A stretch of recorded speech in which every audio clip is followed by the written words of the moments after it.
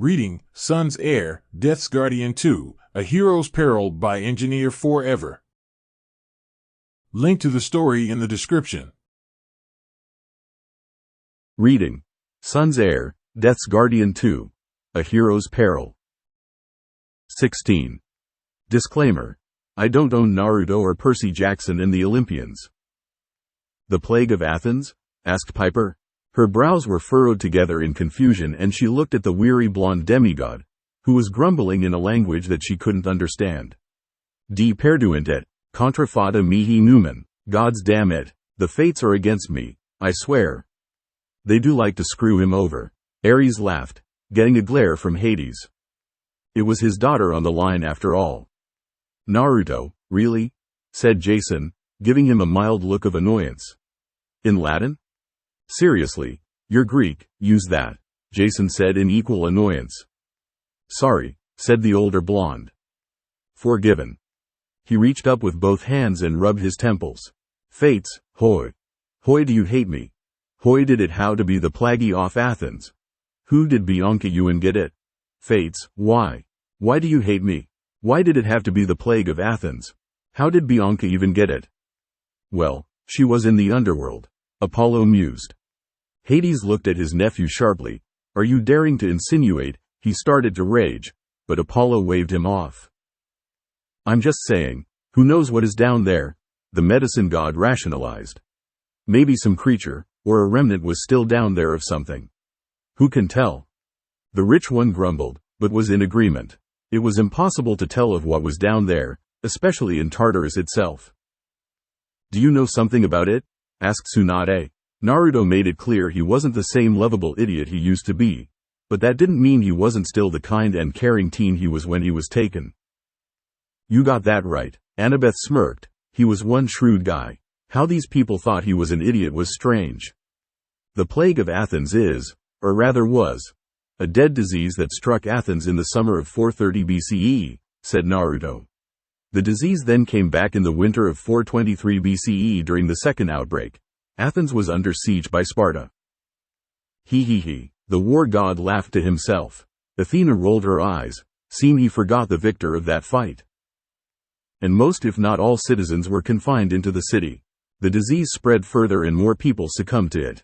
The death rate was lower than in the first outbreak, but animals were also affected by it, so it was easier to be exposed in the second. Oh, crap. I hope that ranger hasn't been infected. Washington, Annabeth cried out. Annie, relax. Talia rolled her eye. But the kitty.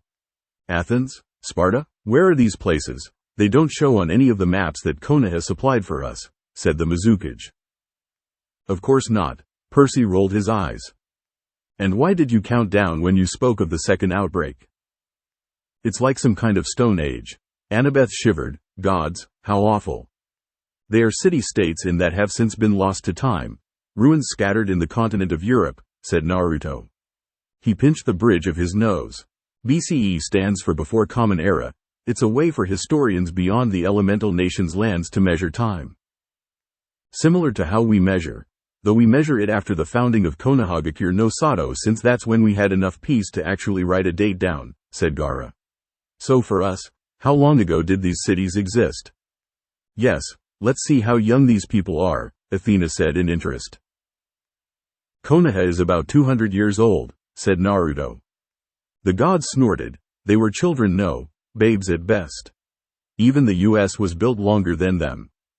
He crossed his arms, closed his eyes and bowed his head, entering what some at Camp Half-Blood the thinking pose of doom, since he usually only did that to either think of a prank or think of a new way to torture, train the other demigods. I find it to be a wonderful pose.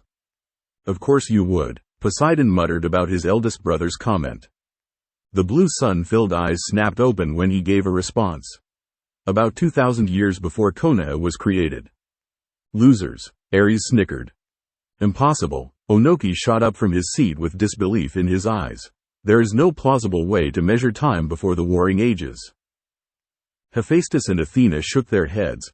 They hated people stuck in the past. They were gods of advancement, and these people were still in a Stone Age. It was kinda sad, to be honest. No, I don't think there is, said the blonde as he nodded in agreement. However, the world outside ours has found a way to measure their history in correspondence with that of the planet's existence. I merely did the math in my head. Better him than me, Percy muttered. Annabeth put a hand on his arm. You're getting better, she assured him. Percy didn't believe her. Which explains the smoke coming from your ears, said Talia under her breath. Ouch, Apollo frowned as Talia and Artemis laughed to themselves. The 5 leaders snapped their gazes on her, each of the trained warriors looking at her with veiled distrust in their eyes. Naruto, however, rolled his own eyes at his girlfriend's words. Before he could retort, Onoki beat him to the punch. Who are these children, asked the Tsuchikage, ignoring the Thunder God's children's glares. Why are we allowing them to stay? They could be spies for the minor villages. Oh, that little troll, Talia snarled. They know nothing about our lands, said Naruto. His hands had clenched his arms tightly and he gave a hard look to Onoki. You will leave them be. You've been with them for 7 years, said the Raikage. You could have told them anything. Perhaps if we questioned them properly we could discern whether or not they were dangerous. Wow, paranoid much? Leo asked as Talia, Jason, and Piper frowned at the screen. How dare they threaten them for just being there? I would like to see you try, said Naruto as he locked a look of warning on the man. Are you going to stop me, boy? Asked the Raikage as he rose from his seat. Kick your ass, that's how, Nico said as he cheered Naruto on. He stood at nearly 6.5 feet, towering over Naruto's 6-foot frame by a head. Naruto moved in a flash of golden light, reappearing in front of the Raikage's desk with his arms still crossed, looking up at the man with narrowed eyes. I'll say it again, said Naruto. I'd like to see you try. And right there, he could have stabbed him in the throat. Ninja Boy wouldn't even have seen it coming. Ares grinned. He liked his nephew. Wish this hidden lands really existed. So the rumors are true, said the Mizukage with a small smirk. Not only as handsome as his father, but just as quick. Hey, I'm the speed god here, Hermes frowned. Apollo winked at him. Don't be jealous, Herm. Oh, shut up, you helium head. Maidono, please stop making such remarks, said Tsunade, putting a hand to her head and wishing she had another drink in hand. I feel ya, sister, Dionysus nodded in kind. The brat was just causing her more and more headaches to deal with. That was something she wished had changed with his absence from the continent. Poor woman, having to deal with your inherited annoyance, Artemis said in pity of the blonde medic. Your words sting, they really do. Good. That wasn't the Hirishin no Jutsu, said the Raikage. He jabbed a finger in Naruto's face. I saw no Fuinjutsu or Kunai thrown. It's a god invention for a reason. Don't need silly mortal stuff to do it, you wannabe wrestler. Apollo jeered to the screen in glee. Dad perfected time, space transportation after he took me from the continent, said Naruto. He teleported back to where he previously stood, looking back at the cage with a gleam in his eye. The only way to keep our access to it open was to keep it named Hirishin in honor of Zeus, king of Olympus, god of thunder and lord of the sky. Zeus beamed in pride at his grandson's words. So many titles, this Zeus character is quite arrogant, isn't he? Said Onoki. King, Lord, and God. I am right along with you, son, Zeus rumbled in agreement with Apollo. This little mortal needed to die. How dare he mock him? Naruto sent the man a look, just a look, and the whole room suddenly went cold. Once again, Naruto tapped into Helios' power and used more than what was necessary to make the cage unnerved. Kakashi had all but frozen, as his body shone lightly. I love that power, Ares grinned. All the gods did. Mortals needed to learn their place at times, like these fools for instance. Even Gaara, who knew the intent wasn't sent his way and had dealt with demonic hatred, was shaken slightly. The demigods were on edge and already backing towards the door. Jason nodded to this. Out of instinct of fighting one with god powers, he would retreat. It was the smartest move. I say this out of my concern for the innocent civilians scattered across these lands. Do not ever mock Zeus. For now, you are safe from his wrath, said the blonde gravely, but a day will come where you are not.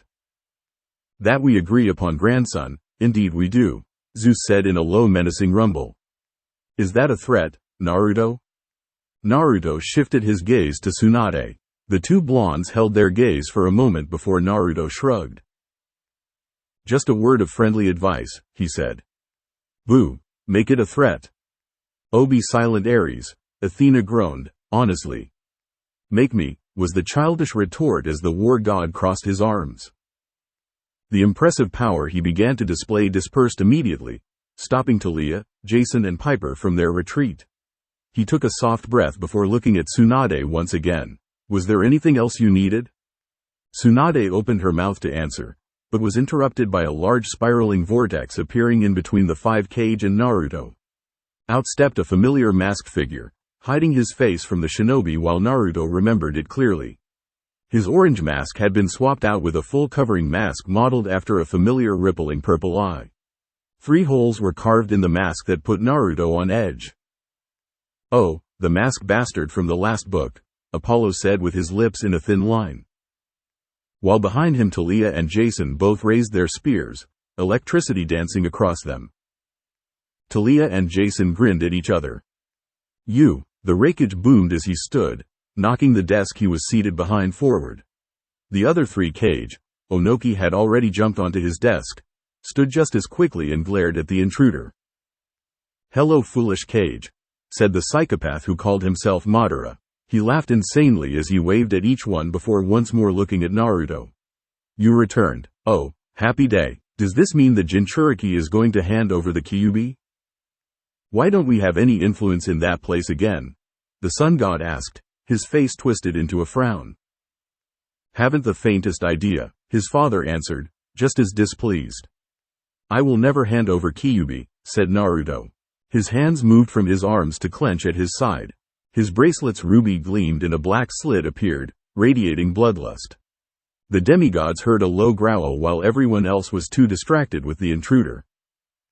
"Demigod hearing, the best hearing around," Leo joked, getting a few laughs and eye rolls. "I thought you were no longer a Jinchuriki," said Tsunade. "You actually believe that report?" asked Mei. "No Jinchuriki can survive the extraction of their Biju." "He is an Uzumaki," said Tsunade. "My grandmother was one as well, and she was reported to have lived an entire day after her extraction.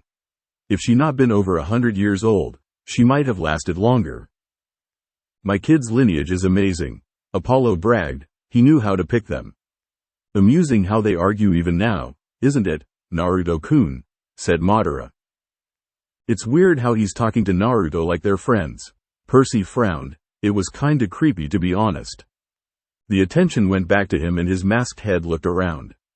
"Well, you do. You act as though you have a chance against me. I already have 8 of the 9 Biju. Just give yourself up, Naruto-kun, and I guarantee that the crooked one will not rise ever again." "Bullshit." Ares rolled his fiery eyes. "Stupid arrogant mortals." "The crooked one?" The cage all narrowed their eyes at the intruder in suspicion. "I'm surprised you hadn't told them yet, considering your gods are preparing for a war with him," said Madara.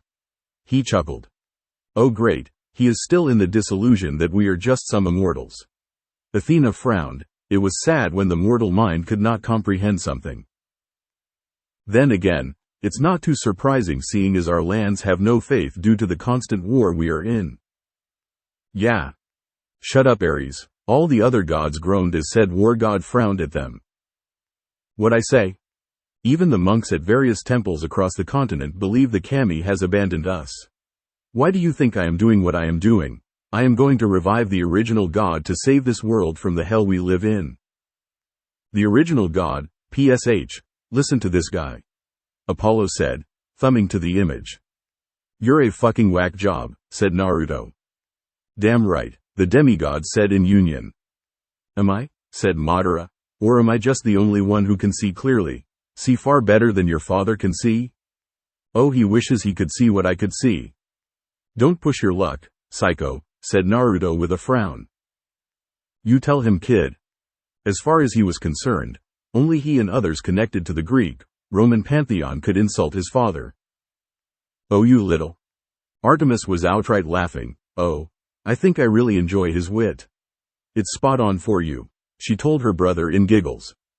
"Seriously, stop hating on me, lil, sis, not cool." He disappeared with a flash of light and reappeared behind the man, a kunai in hand, and drove it forward at Madara's back. Whoa, Ares cheered. Not that was what he was talking about. Naruto fell through the man like he was a projection. Ah, the war god frowned, stupid ninja magic. But then felt weight on his back as Madara stepped up onto him. Wow, rub salt in that wound, dude. Leo frowned. He would have teleported but felt a foreign chakra focused on his back. Flaring his chakra did nothing, so that meant it was a seal of some sort. Nice try, Kyuubi no Jinchuriki. But I am untouchable. My power grants me such protection from a worthless fool like yourself, said the masked madman. Untouchable, Oas. It's like one of those stupid ass kings back in the old days. Ares frowned. Untouchable, what a Fruit Loop. He turned to look at the cage, making Naruto grunt as he purposefully dug his heel into the blonde's back on his turn. Seeing as you have been so kind as to bring me a gift, I suppose I should return the favor. Well, I was going to give you a surprise anyway. I mean, it's just so rude to show up at a host's home without a gift. Madara's hand raised and his fingers snapped. There was a distant explosion and the cage all swiveled in their seats to look out the window as screams began. Blowing up the home fort, Jason winced. Not good. It never is. Frank frowned. This place was one of the main bases, right? That was really not good. In the distance, in the area near the shopping district, there was another sudden plume of smoke. And the civilians no less. Frowned Hazel. Oh, they knew war, but this? It was tragic to target the non-combatants like this guy. We're under attack, said Tsunade, spinning around to glare at the masked madman. Madara's shoulders began to shake and soft chuckles came from him. This guy is like some typical comic book villain, Piper commented. Freak. Agreed. Annabeth nodded to her. His masked head looked down at the blonde beneath his foot. Oh, now the fun really begins, said Madara. He reached down to grab Naruto by his hair, pulling his head back.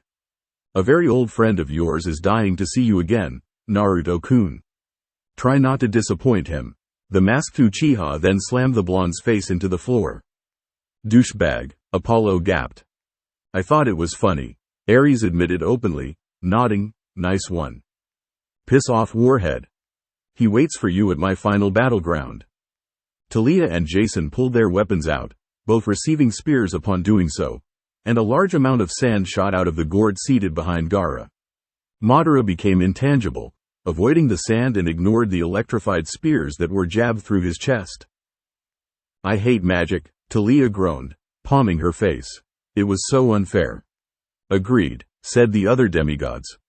Another spiraling void appeared behind him and he smirked at the three demigods glaring at him, specifically looking at the two children of the Thunder God. Talia and Jason were trying to keep their spears within him, so that they could shock and or kill the man that was openly attacking their friend.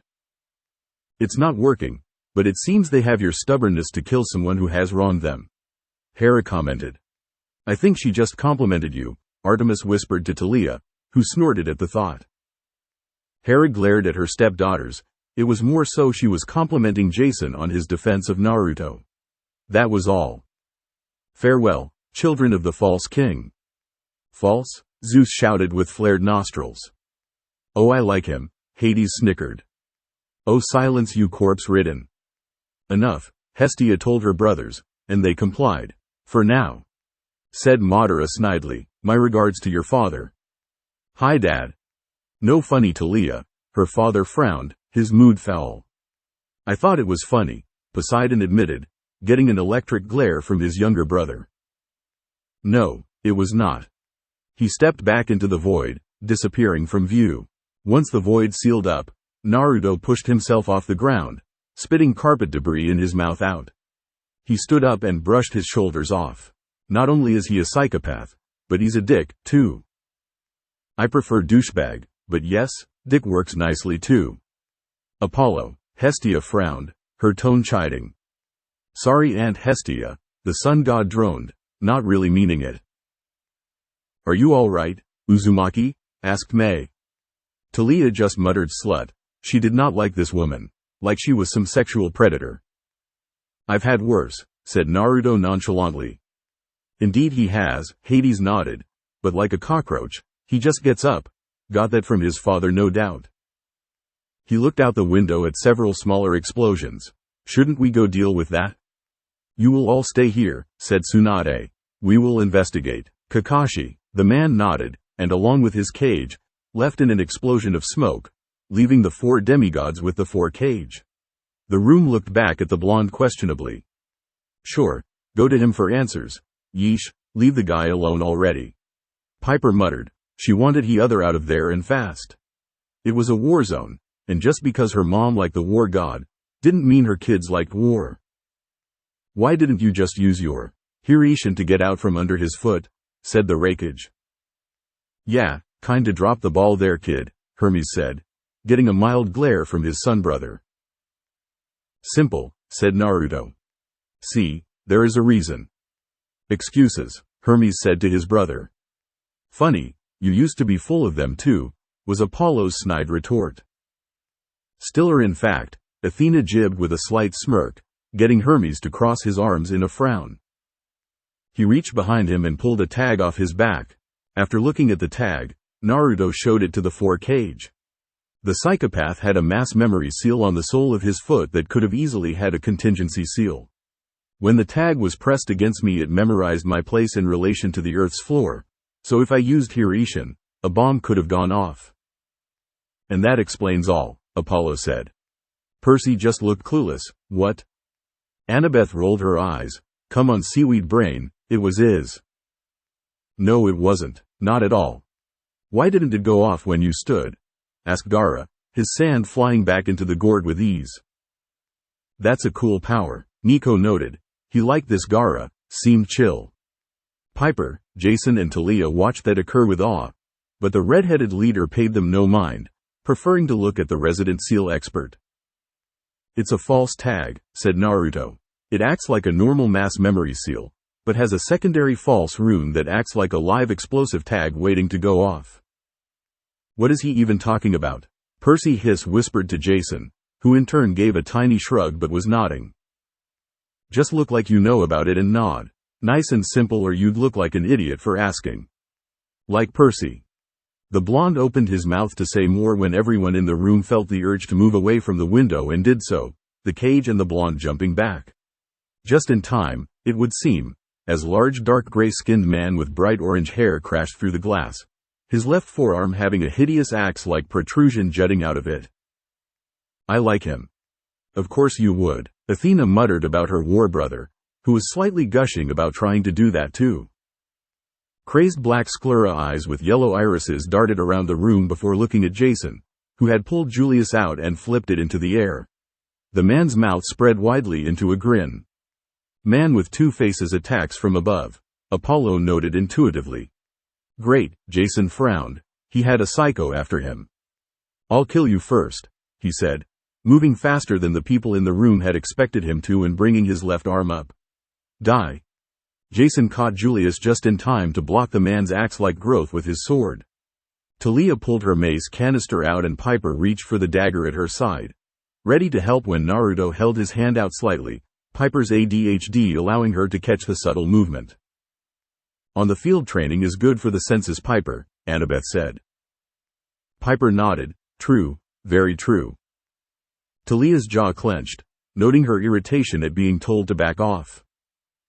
Yes, because my little brother being attacked and told not to help would tick me off. Talia nodded. I can take care of myself. Not the point, Jay. You, the Raikage said, his face contorting into one of rage. He jumped forward to attack the man, relieving Jason from his struggles against the stranger. Thank you, big bulking guy who wanted to interrogate me. Jason, Hera frowned. No need for sarcasm towards the ignorant mortal. Pity, don't taunt. The man brought his other arm up and it became a monstrous larger fist, heading for the Raikage's face. The Raikage's own massive hand caught the larger one with ease, holding the axe arm off with his brace-covered forearm. Where is Uchiha Sasuke? Naruto's traitor of an ex-friend? Frank asked as Hazel nodded. Sasuke said I could kill, the man said, so let me kill. Who keeps a psycho killer on a leash? Nico asked. She does, The smith god thumbed to his wife, getting a huff from her and a growl from said psycho killer. "Where is he?" the Rakage demanded. He glanced down and saw small amounts of sand slithering across the floor encircling the man's legs. The man said nothing, his grin widening. "Enough, Jugo," said a calm and collected voice, stopping all movement. "Oh, I think the chicken shit finally comes in." Ares smiled. Finally, some major action. The room shifted their gaze to the man standing in the window. His eyes had locked with Naruto's and tension was rising. He wore a jacket similar to the one Madara wore, black and covered in red clouds, concealing his form from their eyes, though his young and handsome face made him look to be about 20 or so. His black hair, to the demigod's amusement, looked like the rear end of a duck. "I think you mean duck shit, Ares," Hermes corrected with a chuckle, before most laughed at the image. "What stupid hair?" Aphrodite was horrified, even if he had a handsome face. His eyes were blacker than the night and were filled with nothing but restrained loathing for the blonde that met his gaze. "The rival has appeared," Leo said in an announcer tone, getting a thumbs up from his sunny uncle. "Uchiha Sasuke," said the Rakage in surprise and anger. "Why are they shouting?" Nico asked.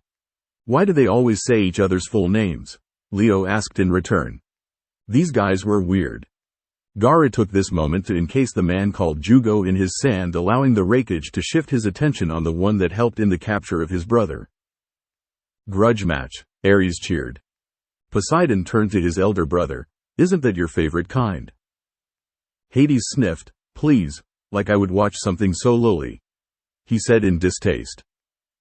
Said Sasuke as he avoided the man's attack. A tag was slapped onto the Rakage's massive form, rendering him immobile. "I would be more than happy to take your arm again, but right now, I have a personal issue to deal with." "Geez, look at this guy, trying to act all nonchalant."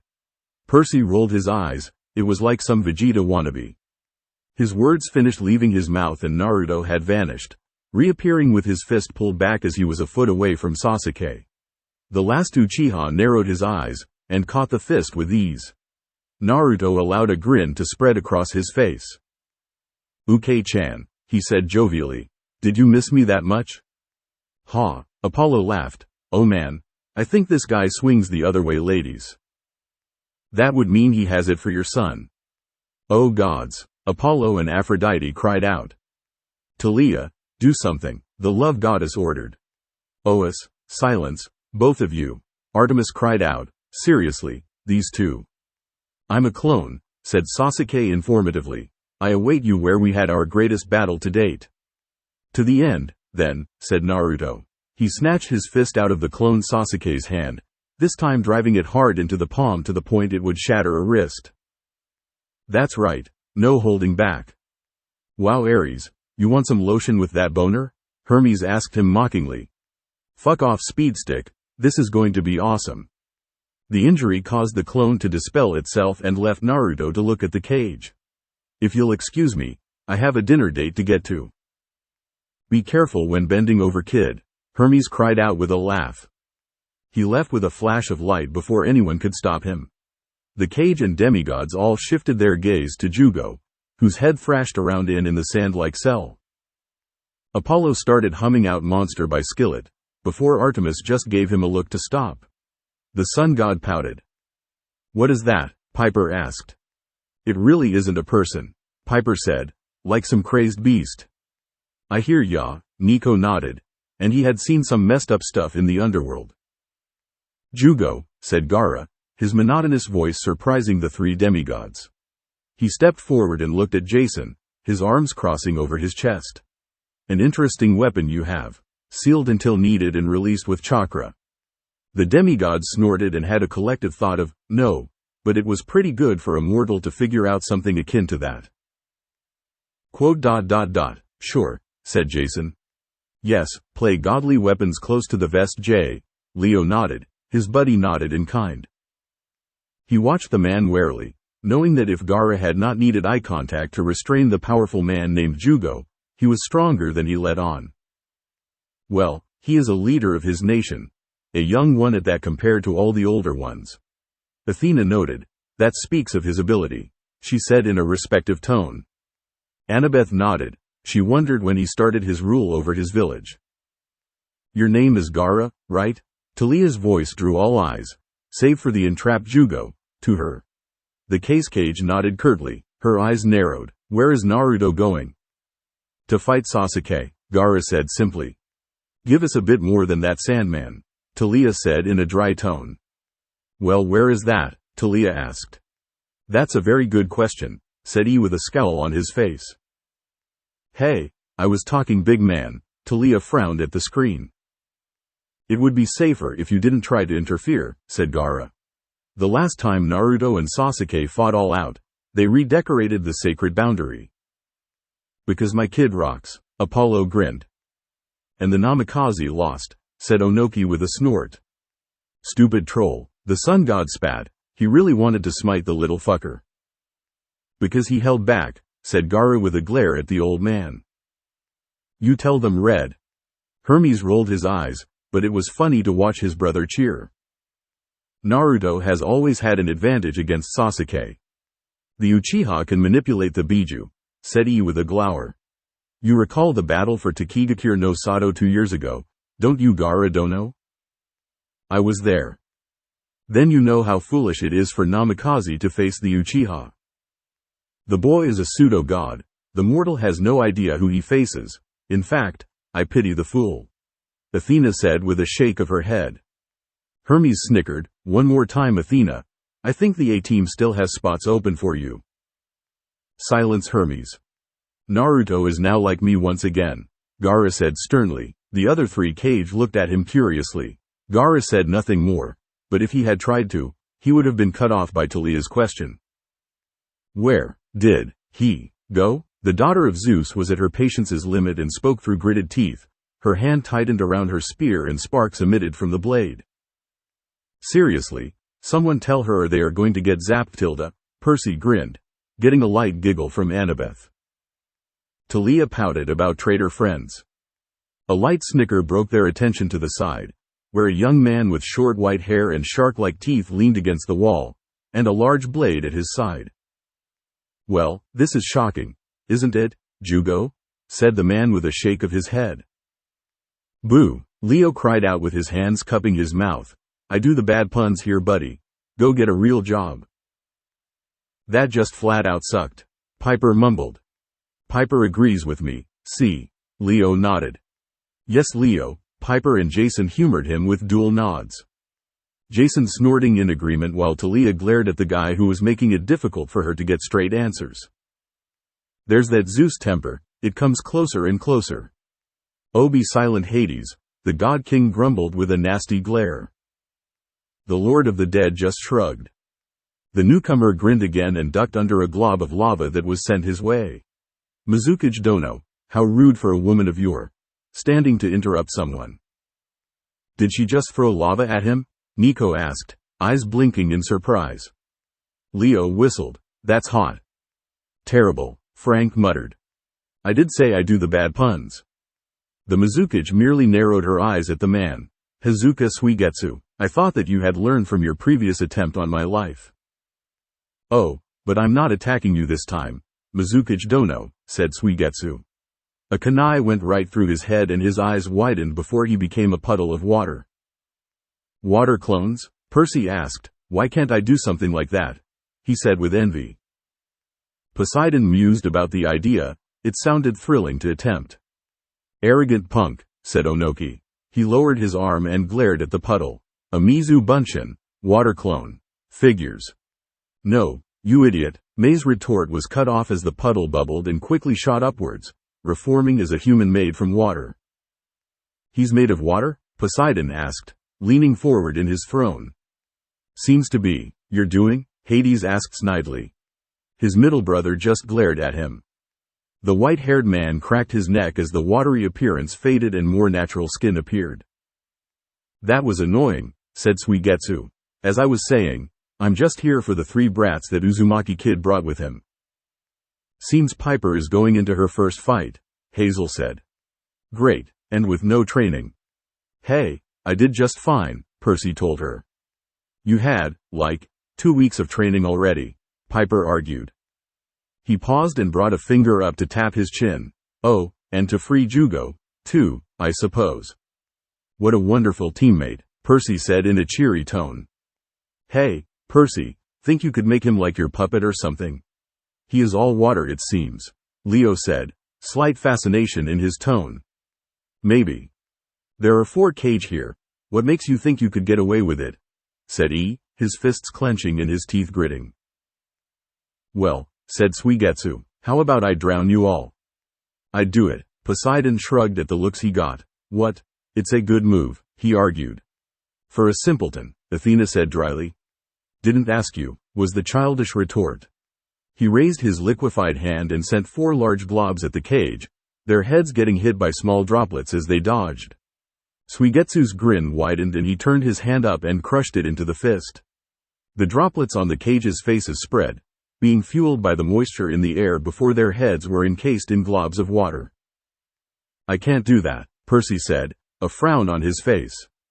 Well, it takes practice, his father assured him. Let's pray he doesn't decide to go water Jedi on us, Piper muttered with a quirked lip, getting some laughs, even from Percy. Suigetsu's face turned into a wide grin as the sand fell from Jugo's form, allowing the man to look around before he attacked the cage. Onoki and Mei all exploded into smoke, surprising the 3 demigods, whereas Gaara fell apart into sand. The sand was reforming, albeit slowly due to the water weighing it down, giving the 2 allies of Sasuke, Jugo the more hesitant until Suigetsu hissed the Uchiha's name the time to flee out the window. For a guy who was supposed to take care of them, he ran away pretty fast. Ares noted, a frown on his scarred face at the still-alive demigods. He hated people who just couldn't do their jobs. Yes, that is terrible, Athena said in sarcasm. It is, her brother nodded, not even bothering to hear the sarcasm in her tone. What do we do? Jason asked, deferring to his sister. Funny, I'd thought you two would be fighting for who's in charge. Percy commented curiously. She is older, Jason pointed out. But you've been raised as a demigod, Piper added, getting a glare from Talia. Of course she would lead, it was only natural. Chase after them, duh, said Talia. She turned to leave the room when Gaara's sand finished reforming, this time being a sandy version of the red-headed leader. Sand clones, nice, Hazel commented, that was useful looking. Wait. The monotonous and grainy voice of the cage stopped the 3 demigods in their tracks. The other 4 cage will be on their way to assist Konoha shortly. I have been instructed to help you catch up to Naruto. How did you even what are you? Piper asked. Sandman logic Piper, it is all in Spider-Man, Apollo waved off, it was still really cool though. I am known as Asuna Bunshin, Sand Clone, said the grainy cage. The original Gaara has a close connection with the sand. He looked at them. Has he told you about his burden?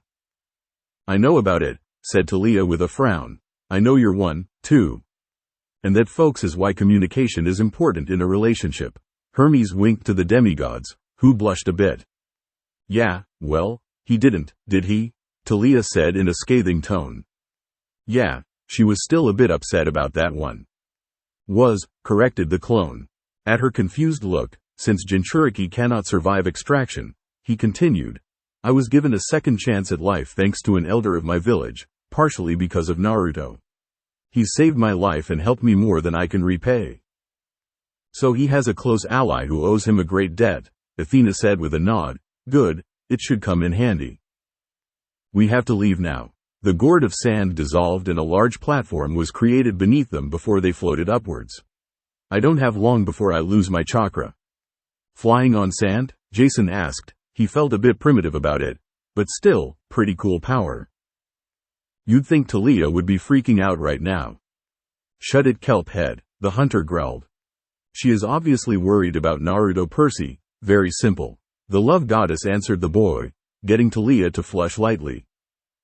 The 3 demigods nodded and he took them through the window, racing over the cries of the confused civilians.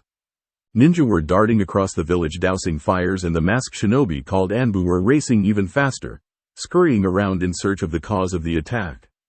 Piper took notice of the Hokage beneath them and pointed her out. Good catch Piper, spotting those melons from so high up.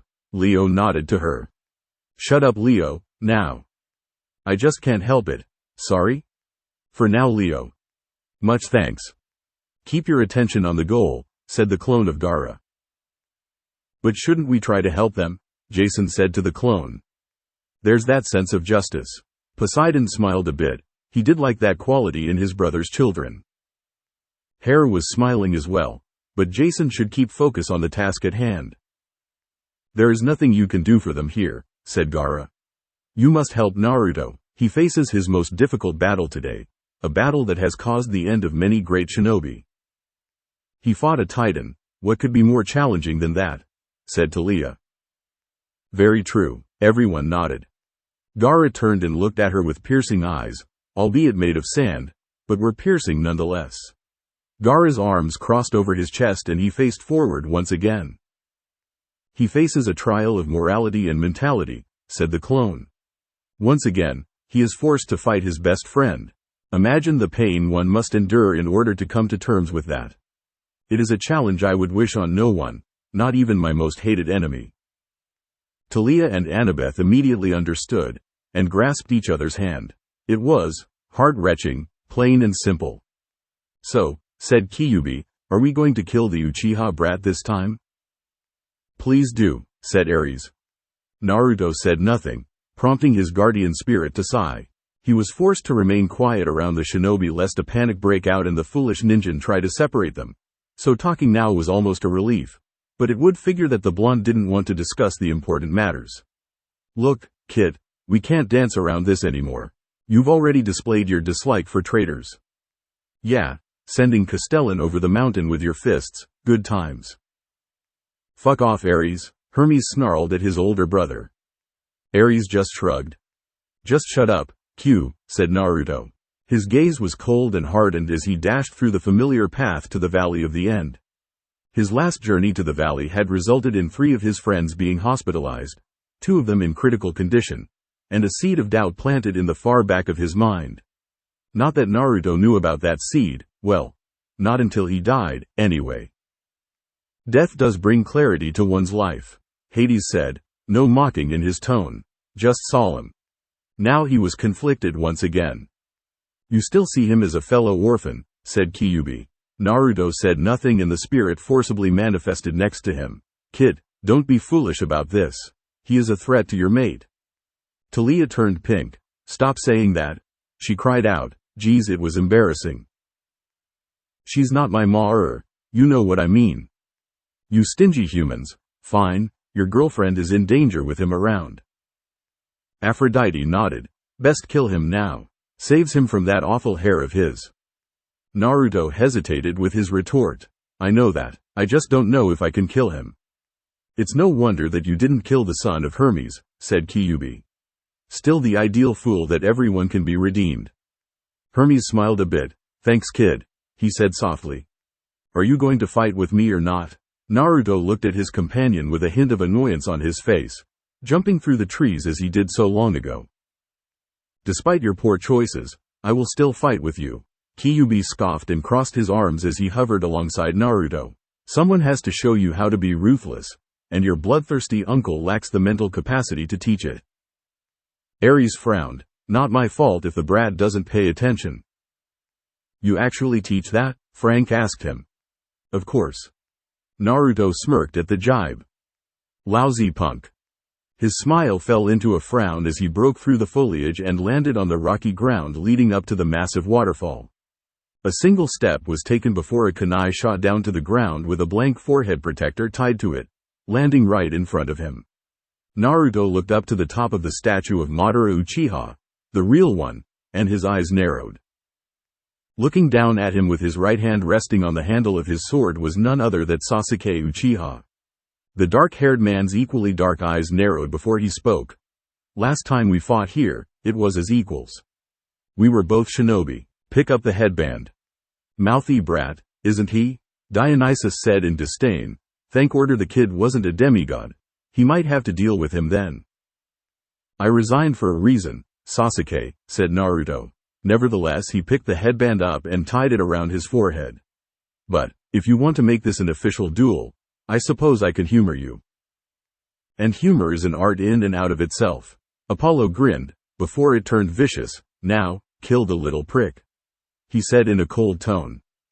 Sasuke's lip twitched slightly in amusement. He jumped down and landed 50 feet away from Naruto. Mockingly, he raised his left hand while extending his first and middle fingers in the seal of confrontation. Naruto narrowed his eyes and did the same. They bowed slightly and held their gaze before they both vanished in pure speed. They reappeared in the middle of where they once stood, Naruto's blade holding back Sasuke's while Sasuke used the tip of his blade to hold back the edge of Naruto's shield. Everyone leaned in a bit, eager to see who was going to win. This is new, Naruto, said Sasuke, his eyes blinking and becoming red irises with 3 comma-like points set in a triangular orbit around the pupil. Wow, pink eye much? Apollo asked. He should see a doctor about that, Hermes snickered. Did I embarrass you that much during our last meeting? Actually, the last meeting was a little gay now that I think about it, said Naruto in return. Something you want to tell me, Sasuke? I knew it, Aphrodite cried out. Oh poor Naruto, to have such a deviant stalker. I hope Talia does something. She pouted out. Said Hunter palmed her face. Stupid love goddess. You're dead, Uzumaki. Seems a nerve was touched, Tilda, Aphrodite sang out. No doubt her being right. How dare he try and break up Nalia? Bring it, Uchiha. The two pushed away from each other, with the raven-haired man flipping his hands through seals at a fast rate. He inhaled through his nose before a large fireball shot from his mouth. I could do that, with my hands, Leo argued sternly. Lame, stupid pretty boy. Naruto made his own hand seals before shooting a ball of fire from his mouth that was roughly the same size as his opponent's. And him doing that? Jason asked Leo with a smirk. Meh, Leo waved off. Naruto's cool. Plus, he's the son of the sun god and the reincarnation of the old sun god. He's got the right. He nodded in approval, getting the wind boy to laugh a bit. The two orbs of destruction collided and exploded, a loud bang echoing through the trees and sending many birds flying from their roosts. How did you learn that? Sasuke's eyes narrowed at his former teammate. The Gukakyu no Jutsu, great fireball technique, is Uchiha clan technique. Hitaki must have shown you. Geez, get over yourself, dude. Nico rolled his eyes. This guy was such a brat. H was even more emo than him. And that was saying something.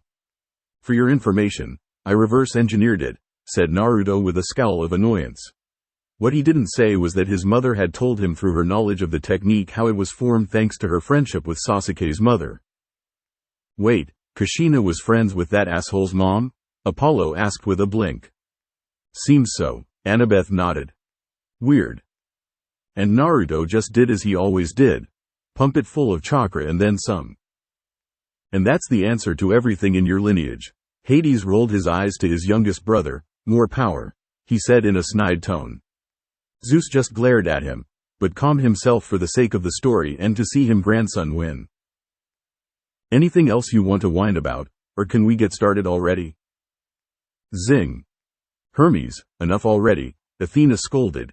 She wanted to see the boy fight. Sorry. You've already lost, said Sasuke with a sneer. Lame, Percy said. Thumbs down. Cliché too, Apollo said with a solid nod. He lifted his sword up and vanished in a burst of speed. Naruto blocked the blade with his shield and stabbed forward with his sword, Sasuke sidestepping the attack with ease. The Uchiha's right fist planted itself in Naruto's face, making the blonde stumble backwards. Come on, Rocky, Apollo cheered. Sasuke pressed on his attack, slashing at his opponent's exposed torso. Naruto's shield-bearing arm shot up and stopped Sasuke's blade, the blonde's sword-wielding hand turning the blade around and driving the pommel of his sword into the Uchiha's nose. Ah, a good old pummel smash, love those. Ares chuckled. Sasuke's head snapped back, allowing Naruto to press on by first shoving away Sasuke's sword and then driving the edge of his shield into the raven-haired teen's stomach. Boo, dead already? Ares whined. Loser, she scoffed. The wind left Sasuke in a rush, a gasp escaping his lips before he exploded in a cloud of smoke, leaving behind a bruised log. The deadly log move? Leo cried out in mock fear. It truly is. Demeter frowned. The log, a soulless being you are. Naruto felt his eye twitch in annoyance. He loved the kawarimi sometimes, but by the fates did he hate when it was used on him. Probably hasn't since he's been with the camp for a while. Annabeth mused in though. The blonde's already raised sword dropped down to stop Sasuke's blade from striking at his back, Naruto twisting out of the strange block before ducking under a high roundhouse kick. He retaliated with a thrust kick that was readily avoided, and then caught the blade aimed for his head with his own. The two former friends glared at one another, before pushing away once again, 10 feet of distance between them. It's like some samurai movie. Piper gushed a bit. This was awesome. Ninjas, Hazel corrected the love child. Whatever. You're not as bad with a sword as I expected, said Sasuke. The shield must throw you off balance, though. Truly, they do work, but bulk you down at times. Ares said. Still, good defense. He assured. He loved his shield. If it's bothering you that much then let me try this, said Naruto as he smirked and sheathed his blade into the slit at the portion near his forearm, creating the impartial god arm. His right hand punched into the open left hand while the eyes on his shield shone red, displaying Kyuubi's eagerness for the coming fight. I thought you wanted to fight, Sasuke? Give me something to sweat about. Really, this is the big rival?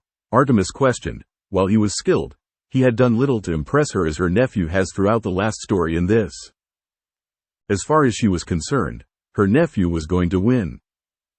How is that going to help you? Sasuke asked with disbelief written on his face. Clearly the guy has yet to meet the wicked arm of woodland magic.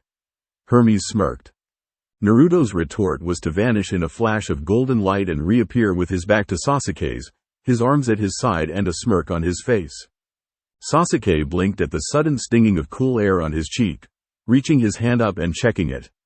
When his fingers pulled away, Sasuke's eyes widened a margin when he found blood trickling down his face. Should have taken his head then and there. Ares frowned, shaking his head. Bad move, kid, terrible. Narrowing his eyes, he turned around and glared at Naruto's back, clenching his fist around his blade and channeling his secondary chakra nature through it. Naruto stiffened slightly at the sound of crackling and turned to face Sasuke, looking warily at the now lightning-covered blade in his opponent's hand. So we know where he got his fear for lightning. Talia muttered, Jerkos, he stabbed him with that.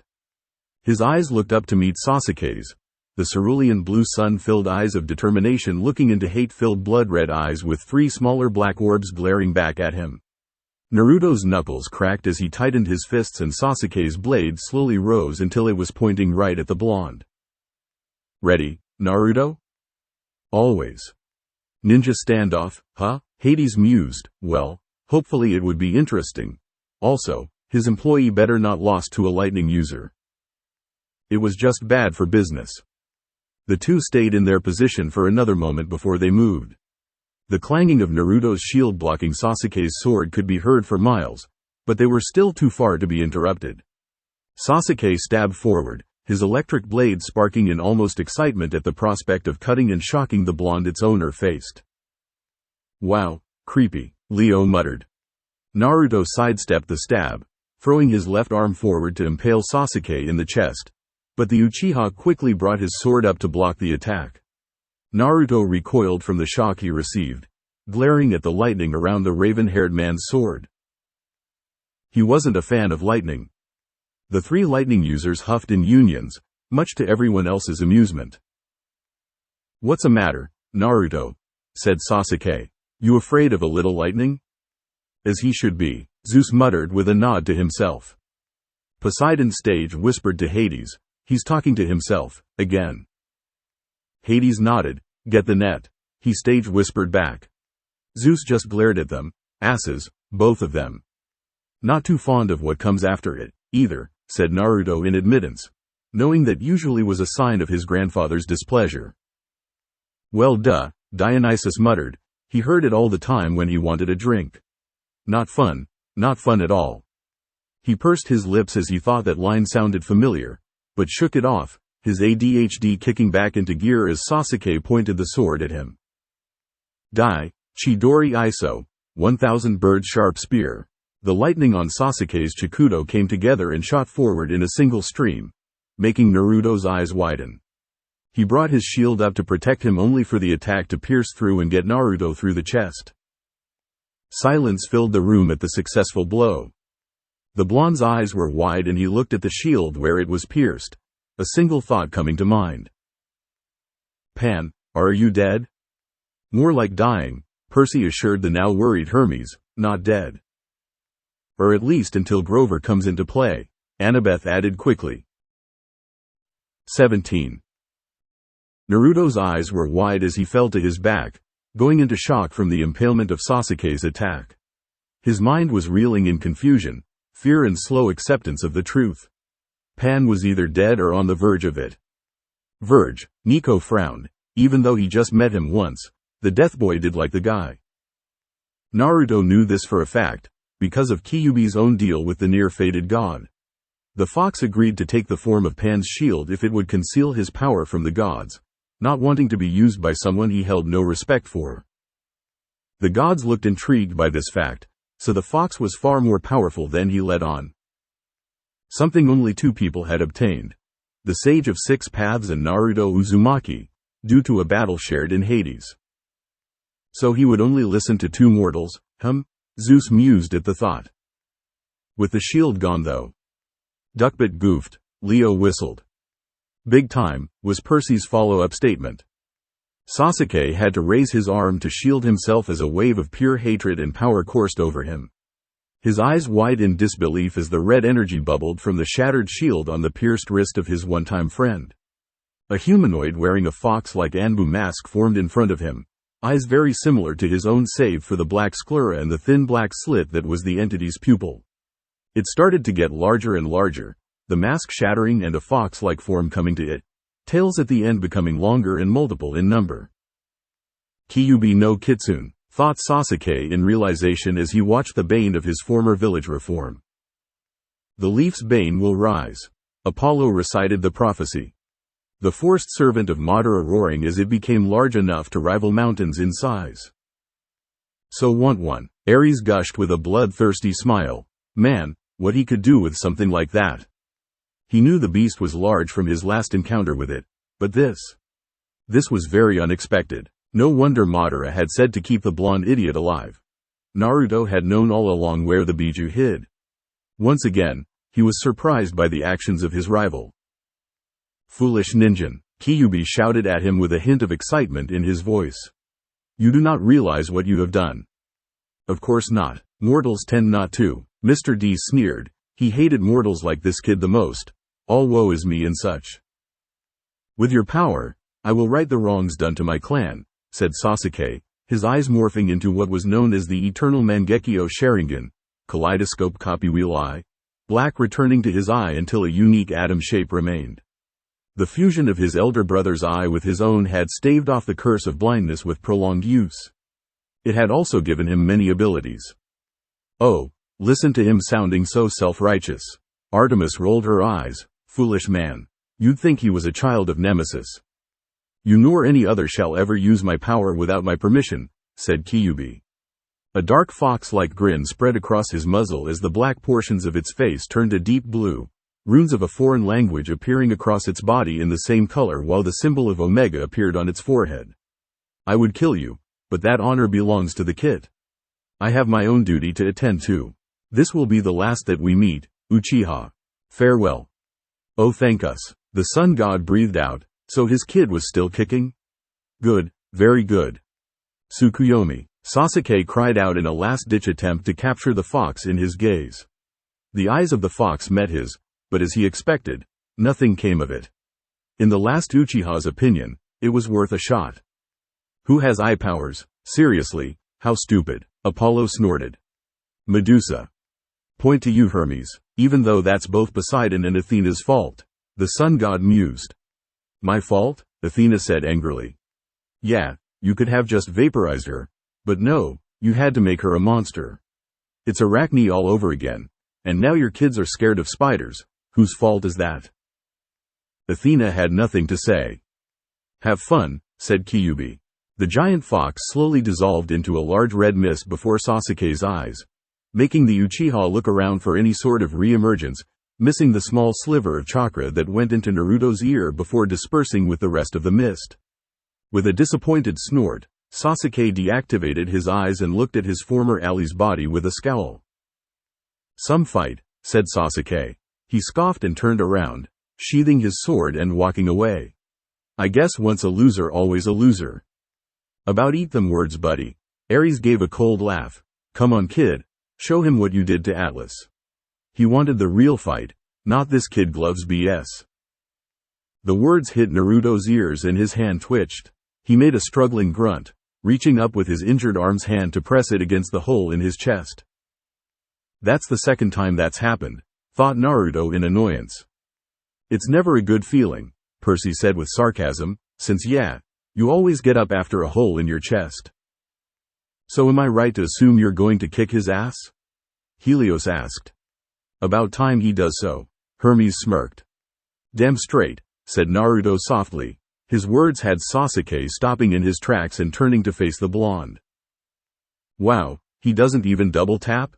Loser." Athena rolled her eyes at her war brother. Still, it was indeed a foolish move with a boy who had healing powers. Naruto lowered his hand as he pushed himself to sit up a bit, looking at the hole going through his wrist and gritting his teeth. The sun seemed to shine brighter as it, and the hole in his chest, slowly seared itself shut as it regenerated. "You're welcome." "Be quiet, Apollo," Artemis drawled, not wanting to hear his cheering. Now once again whole, Naruto got back to his feet, his eyes locking on Sasuke. "Let's try this again," said Naruto with a scowl on his face, his left hand's fingers igniting with golden flames. Epic power sequence is a go. Leo smiled out as the other kids were giddy for the fight. Sasuke watched as Naruto slowly combusted, going from his left hand to his arm, spreading across his chest and down his body to his legs. The strange dojutsu changed from blue eyes with golden pupils into solid golden orbs with blue sun-shaped pupils glaring at the Uchiha. Runes similar to the ones that spread across the Kyuubi's body spread from Naruto's chest to his arms and down his legs. "God mode initiated," Apollo said in a deep mechanical voice, getting thumbs up from the Smith god and his son. Naruto looked down at the sword on the ground. The cracked and shattered ruby on the pommel once housed his former tenant's soul resembled how he felt, broken. For a long time the Kyuubi was a part of Naruto and he felt wrong walking around without the giant fuzzball in his gut. "He missed his curse?" Annabeth asked, not understanding why he would want something that hurt him so much as a child. That had resulted in him seeking out the titanic chakra beast in the underworld before he returned to the realm of the living. He desired that forced companionship. The urgency to feel whole once more led to the fight between him and the fox, which he barely won. So even after death, he wanted as much things as he had from his first body. Hades mused, a bit selfish, but understandable in the end. "And he had to go and take that from me," Naruto thought as his gaze went back to his friend. "Last straw?" Hazel asked as Frank nodded. "No doubt." He crouched down and took the sword into his hand, causing it to change into a blade similar to that of what was called a kopis, a Greek sword that curved forward and was about 36 inches in length from the tip of the blade to the pommel. "Or the bad guy sword back in the day." Ares pouted. "It was an awesome weapon, and those stupid mortals just had to label it." Naruto smirked, thinking of the origin of the sword, the Kyuubi's fang. This change called for a name. "You will be blinded by my blade's brilliance," said Naruto, his voice echoed by Helios. "Kinda lame," Hermes said in a wish-washy tone. "No way, that was awesome," Apollo argued. "Of course you would say that." The messenger god rolled his eyes. He lifted the blade by its handle, which changed slightly to move the guard from the back to go over his fingers. "Sasuke of the clan Uchiha, beware of the eclipse." "Solar or lunar?" Talia asked jokingly, getting said gods to look at each other. "Lunar, solar," Apollo and Artemis said in unison, and glared at one another.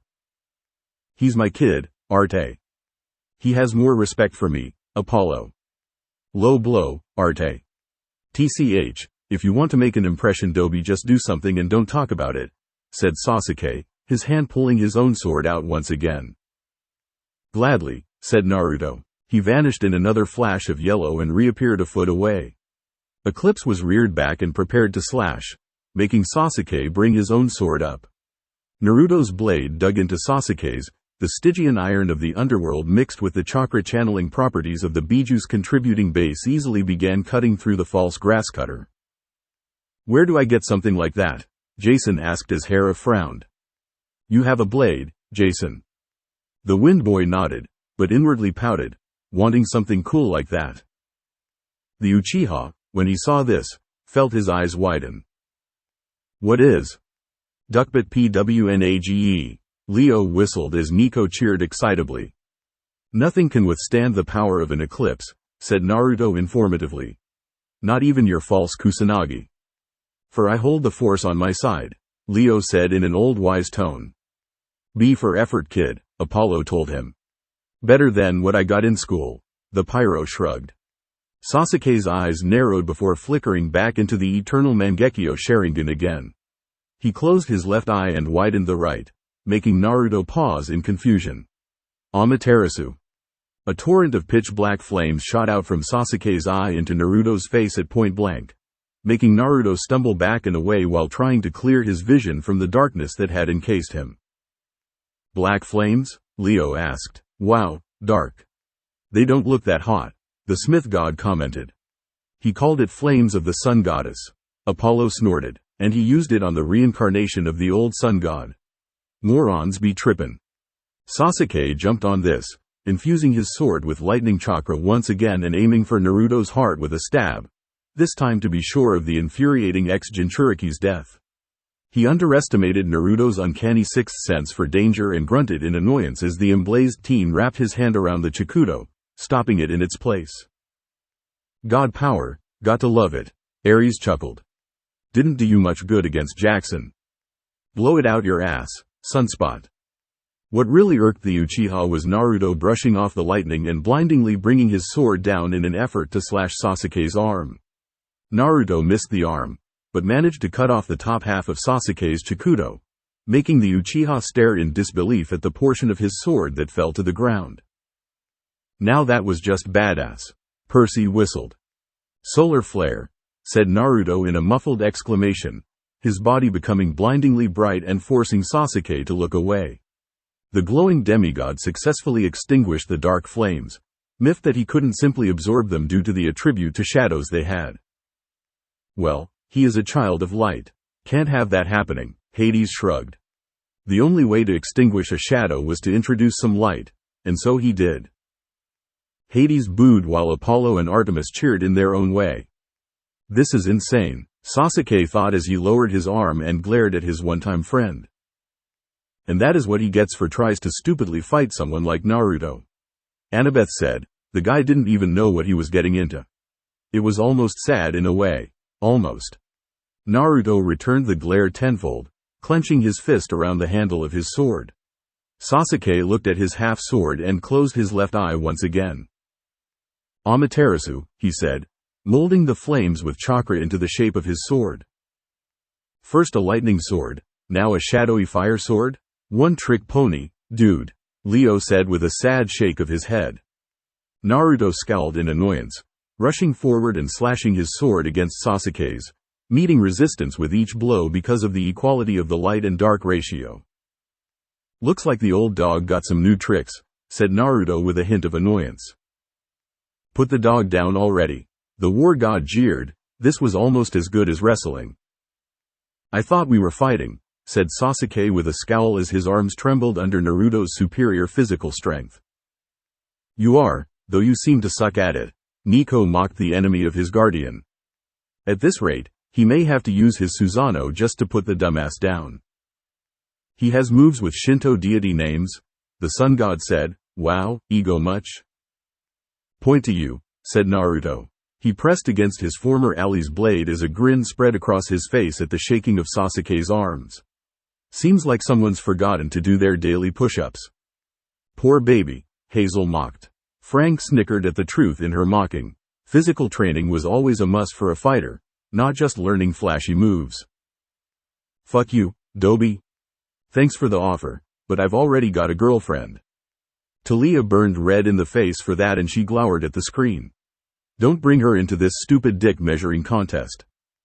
Sasuke released a cry of rage as he began losing his ground against Naruto's strength. You mad, bro? Leo asked. His eyes snapped open and glared, red and black eyes of loathing looking at the blue and gold that seemed to gleam mockingly at him. Oh yeah, that's from us. Apollo winked at Hermes, who snickered in return. Frustrated and irritated at his losing ground, the massacre survivor bared his teeth, trying to stave off his opponent's blade. Naruto scowled in annoyance and brought his sword back suddenly, making Sasuke stumble forward.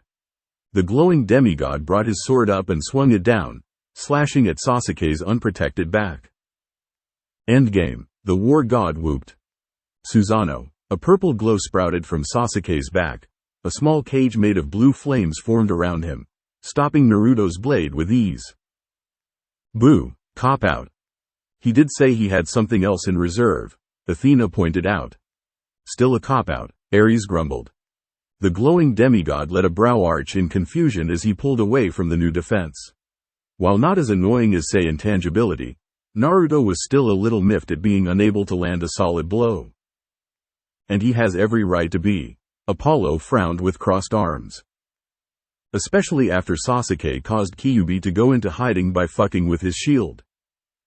Wonder where he went? Percy questioned. Maybe we'll see him later. He could be with Pan, Annabeth supplied to her boyfriend, who nodded. Sounded right to him.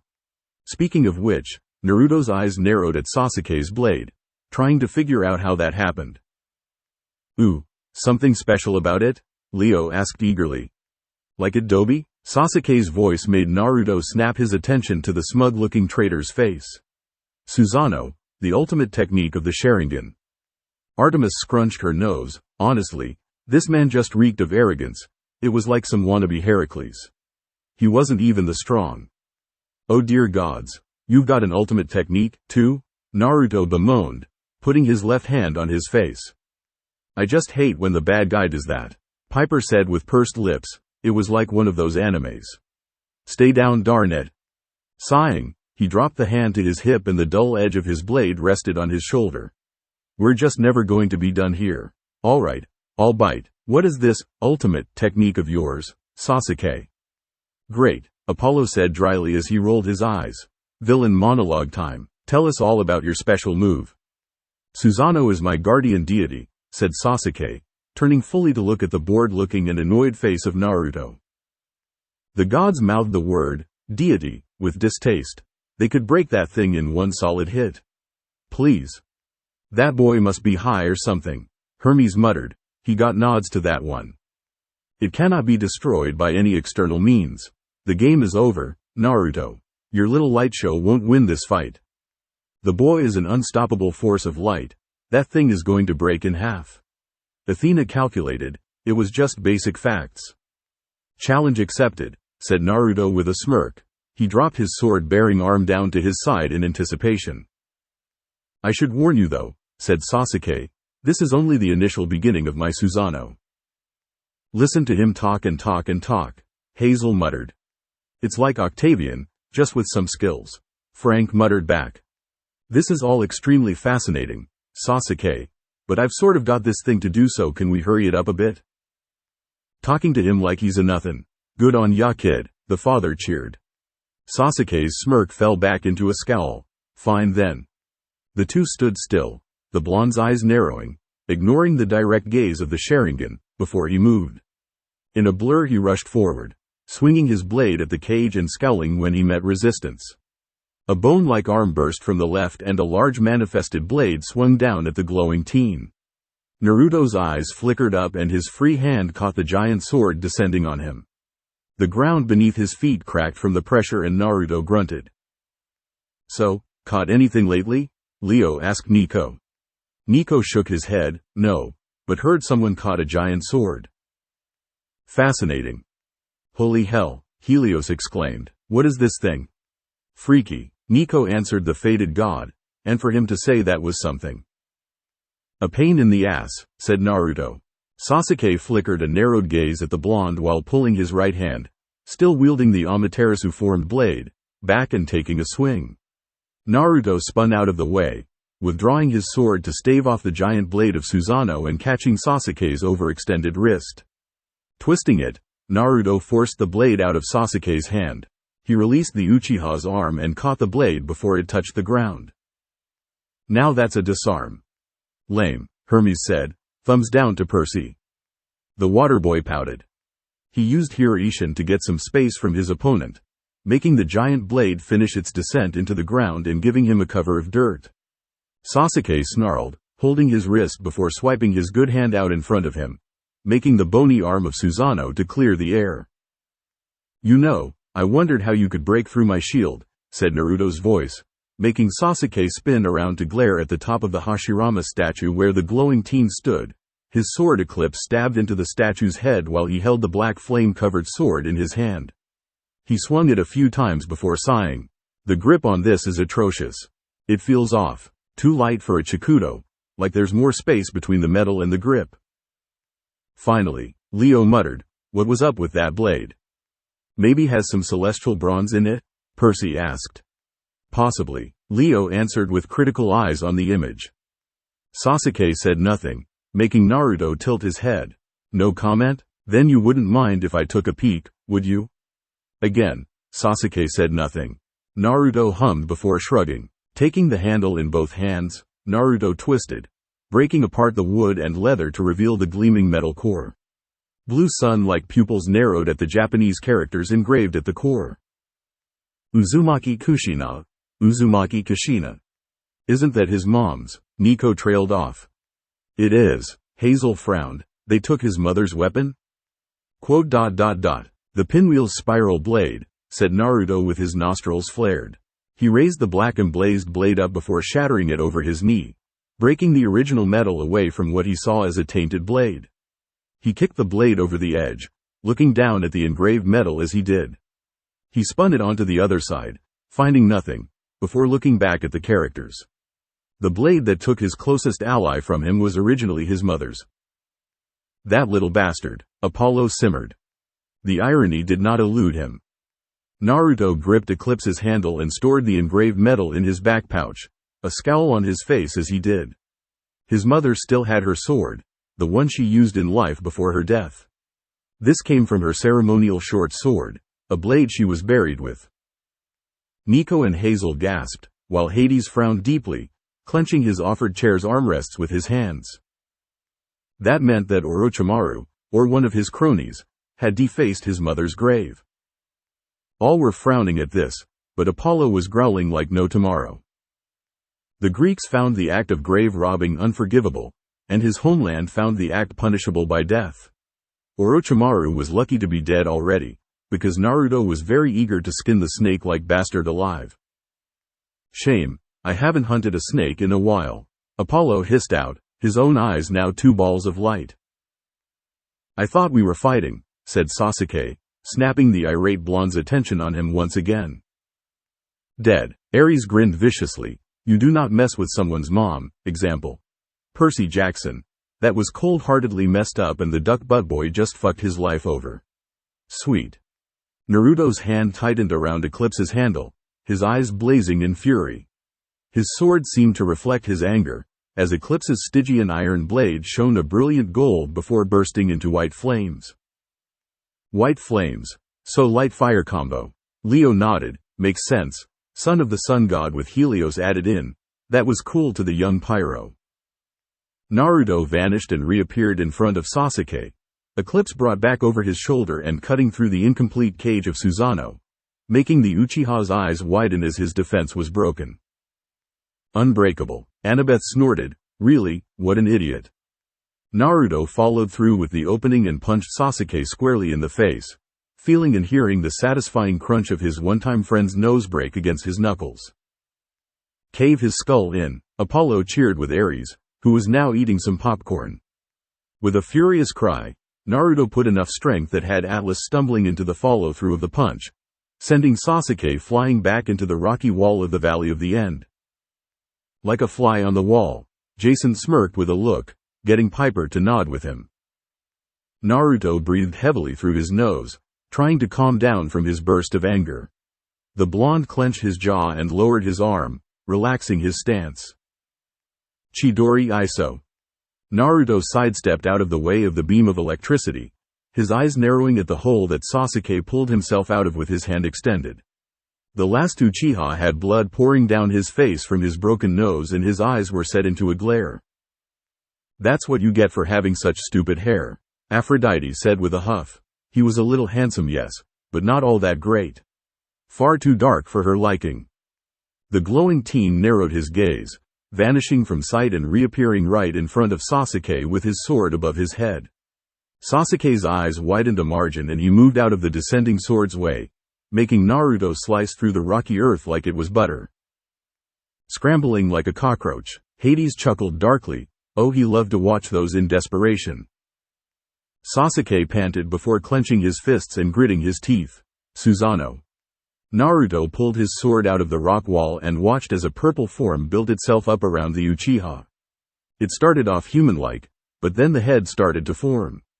Horns like a bull's sprouted from the skull-like head and then the muscles formed. In front of the reincarnated demigod, a demonic samurai rose above the raging Uchiha, two right arms sprouting from the elbow while a single left arm grew. "That is either kinda cool, or really creepy," Nico mumbled. "Creepy," Hazel muttered to him. That got a few nods. A purple manifested blade appeared in the upper right arm, while the lower arm held a ball of the energy. A bow, which in Naruto's opinion looked like it was more of a shield than a bow, sprouted over the left arm and the glowing yellow eyes of the defense locked on Naruto's golden form. "Looks like some BS fold-up crossbow," Apollo muttered in a grump mood. "Wonderful, the cheap bow for amateurs." Artemis rolled her eyes. "And here I thought there was no such thing as a bigger douche," said Naruto. Zing. Hermes. "What? Someone has to do it." "Playtime is over, Naruto," Sasuke announced as he jumped up and allowed legs to form. Naruto groaned as he looked up at the 30-foot-tall manifestation. Another giant, just what he wanted. "Gonna have to start calling him the Giant Slayer," Jason smirked, "even if they weren't real giants." The blonde gripped his sword tightly. "Ready, Helios? Just say the magic words, kid." Naruto let a small smirk spread across his face before both of their voices spoke. "Then let's light it up. Light it up, light it up, he's on fire, tilde." Apollo hummed the Fallout Boy song, getting some hums from the more rocker kids. The glowing demigod shot off the ground, making a crater as he jumped at the tall purple energy warrior. The left arm shot out to smack him down, only for Naruto to teleport just right of the hand, reappearing atop of the arm and running up to the head. He jumped again as the right arm wielding the blade took a swing and the other right arm shot a beam of what Naruto assumed to be chakra at him.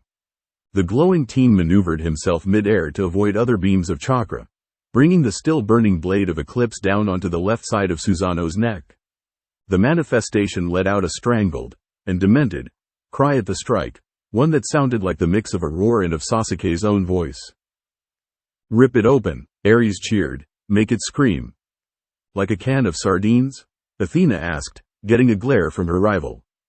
"Yeah, like that," Ares nodded quickly, stuffing his face with popcorn. Naruto pulled Eclipse back and swung again, cutting into the supposedly impenetrable armor and getting another loud cry for his action. "So much for an ultimate technique."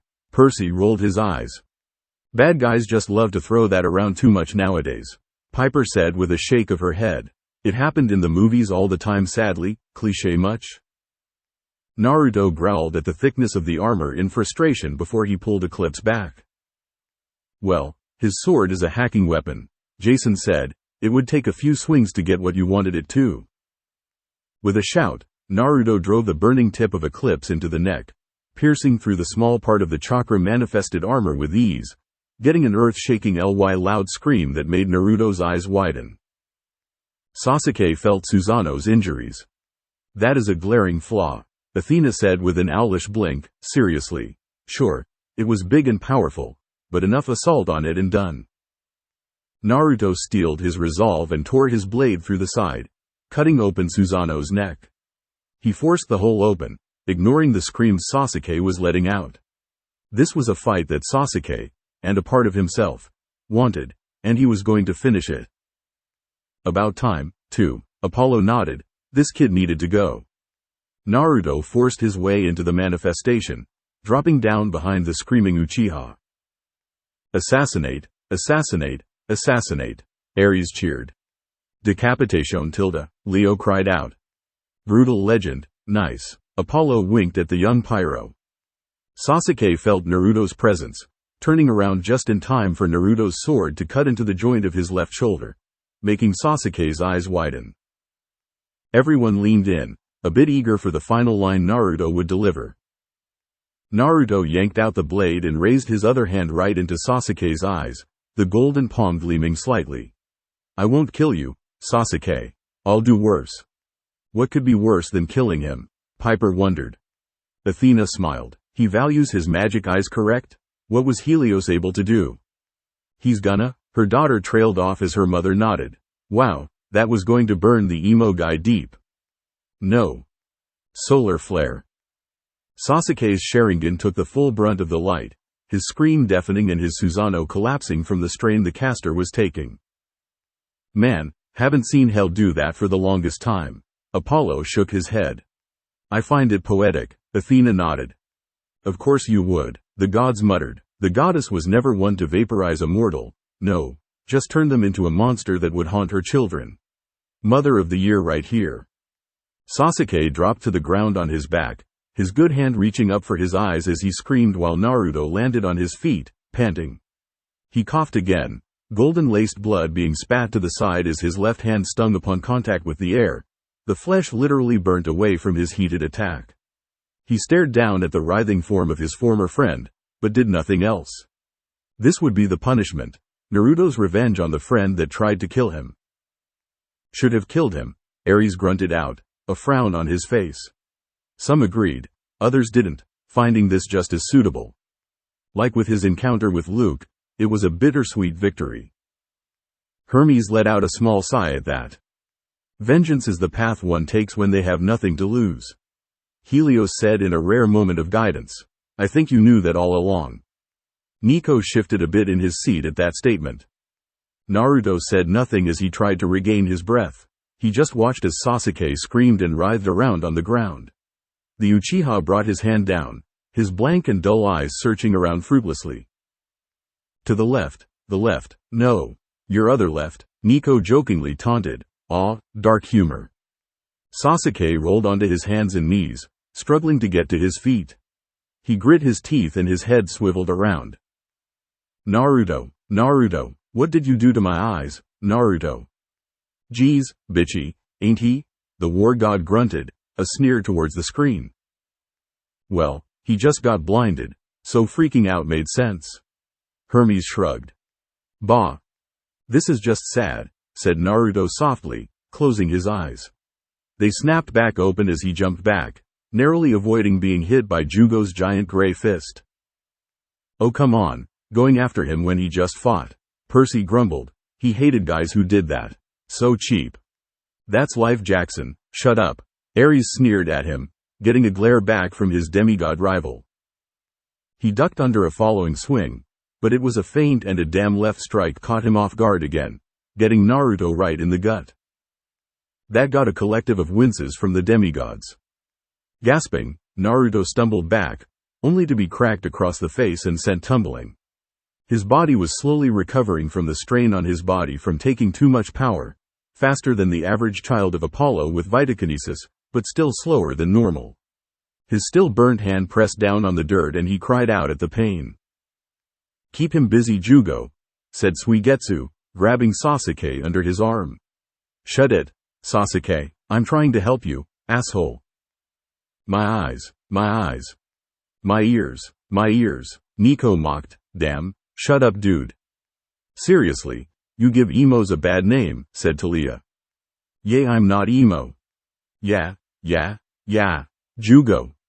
Go, Jugo called, his face partially normal, as he kicked the downed Naruto. Suigetsu nodded and jumped away. Jugo turned to the one that attacked his leader, the one Kimimaro was loyal to, and delivered a powerful kick directly to the ribs of the blonde. Come on, Get up, fight, die like a warrior. I like this guy. Ares nodded. At least he let the blonde do that much. You sound like my uncle. Act a bit like him, too, said Naruto with another cough of golden speckled blood. Hey, the war god grinned. Maybe I have a kid there, too. It would explain why he is a psychotic barbarian, Athena scowled. Too kind, Owlhead, too kind. He caught the next kick aimed at his side and tugged, dropping the violent mutated man to his back. You're even as predictable as he is, dumbass. The gods and Percy laughed at the reddening Ares as he crossed his massive arms. See if I ever compliment you again, little brat, he grumbled. Jugo responded with a snarl and a kick to the whiskered teen's face. Naruto's head snapped back and the blonde was pretty sure he chipped a tooth. You monster, Apollo cried out dramatically. He dare ruin his kid's teeth. It was his and their pride. That'll be a bitch to fix for the next few days. Aphrodite let out a relieved sigh at that. Good. Can't have that handsome face ruined after all. The mutated warrior got to his feet quickly. Jugo's axe-like protrusion returned and he dropped it in the direction of Naruto's head. The blonde rolled out of the way, and rolled again when a frustrated Jugo tried to once more split the head of the blonde, this time with a sword-like growth out of his forearm. That is like some Wolverine BS right there, Leo muttered. How did that even work?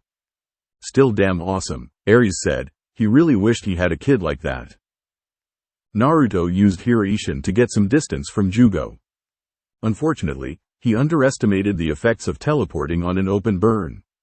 Ow, was an understatement to what Naruto felt when he reappeared on the opposite side of the Valley of the End, biting his lip in order not to cry out. Naruto scooted up to the rock wall, grasping his wrist and glaring at the slowly healing palm. Heal, damn it. His head smacked against the wall behind him. It did nothing to dull the pain. Ow, it also hurt a bit. Sunburnt to the extreme, Nico shivered. He hated getting a tan. You could use some sun, Hazel observed her brother. Never, was the firm retort. Found you. Naruto shifted to his right to avoid the sword-like hand that was stabbed in his direction. Wow, he must be seriously out of it if the bloodlust-driven mutant could get the drop on him. Or Jugo is better than Naruto originally thought. More like you're off your game, kid, Apollo said, but who could hold it against the kid? He just had a rough fight. Jugo's axe-like arm was raised and he grinned maniacally. Die. 2 streams of lightning shot out from the forest and sent Jugo rolling to the side. Naruto looked over, sighing in relief as Taliah and Jason rushed at the rising madman with their sparking spears at the ready. Rescue comes from lightning and thunder, Piper exclaimed. Apollo pouted at her. Hey, that's my job, kiddo. Sorry, said a sheepish Piper. Naruto hissed as dust shot up in their collision. His instinctual protection of his face caused the debris-filled air to brush against his still healing palm. Damn, he needed some bandages or something.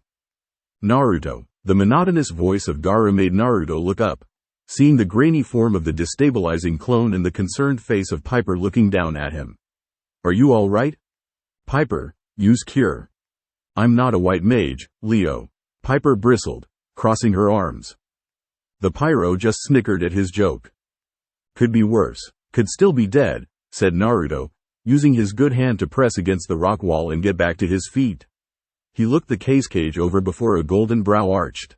Clones? The other cage have been notified and are on their way with aid for Konoha, said Gaara. The meeting should finish in person. If we continued to use clones, we'd never get anything done. I beg to differ, said Naruto with a smirk. Clones for chores, Leo announced. The hot new thing, Nico followed up as the room laughed at the joke. Not all of us can make an army. You're still mad about the 1000 barrage thing, aren't you? He made 1,000 clone attack? Ares asked, intrigued. Seems so, Athena said, just as intrigued at the prospect of it. I never said that. You're not denying it either. Yeah, he's still mad. Jason nodded. He could tell. Being around so many stoic types it was easy to read. Naruto shook his head as the sand clone dissolved and blew away in the wind, not giving a response. Gaara was definitely still mad, but in his defense, Naruto used an explosive kunai to his ass. Now that is evil, Percy blanched. Hell no, Jackson, that is awesome, Ares argued. Of course you would think that. Damn straight I would, you little punk. Not the best way for the untouchable monster of Suna to be attacked, or the most dignified for that matter. The blonde hissed as a gust of wind hit his hand, pulling it to his chest and looking at Piper. Not going to go jump into the fray? Naruto asked the young demi-goddess. He's joking, right? Piper asked with a noticeable gulp. I think so, sweetie. Aphrodite giggled gently. Naruto was a tease though, so it was hard for some to tell at times. Piper shook her head, watching as Jason and Talia stabbed, deflected and smacked Jugo with their electrified spears that could do little good against mortals, but did a good job at keeping Jugo on his toes. The spears may do no good, but the electricity does a fine job at that. Talia smirked. True, it could go into him and shock his insides. Too dark. Practical, the brother argued lightly. Naruto nodded and looked down at his hand. Makes sense, you're too new to this, I should say. Don't worry, we'll fix that once we get back to camp. And I can't wait, the love child smiled. Well, you are going to fight in the battle then, Annabeth pointed out, getting Piper to slump with a sigh. Great. Still got Zephyr's dagger? Yes, said Piper, looking at the dagger in her hand. She looked back up and watched as Talia blocked Jugo's axe with her shield and jabbed her spear into his side. Will I learn to fight like that? Well, you have to be awesome like us. Talia winked at the girl jokingly.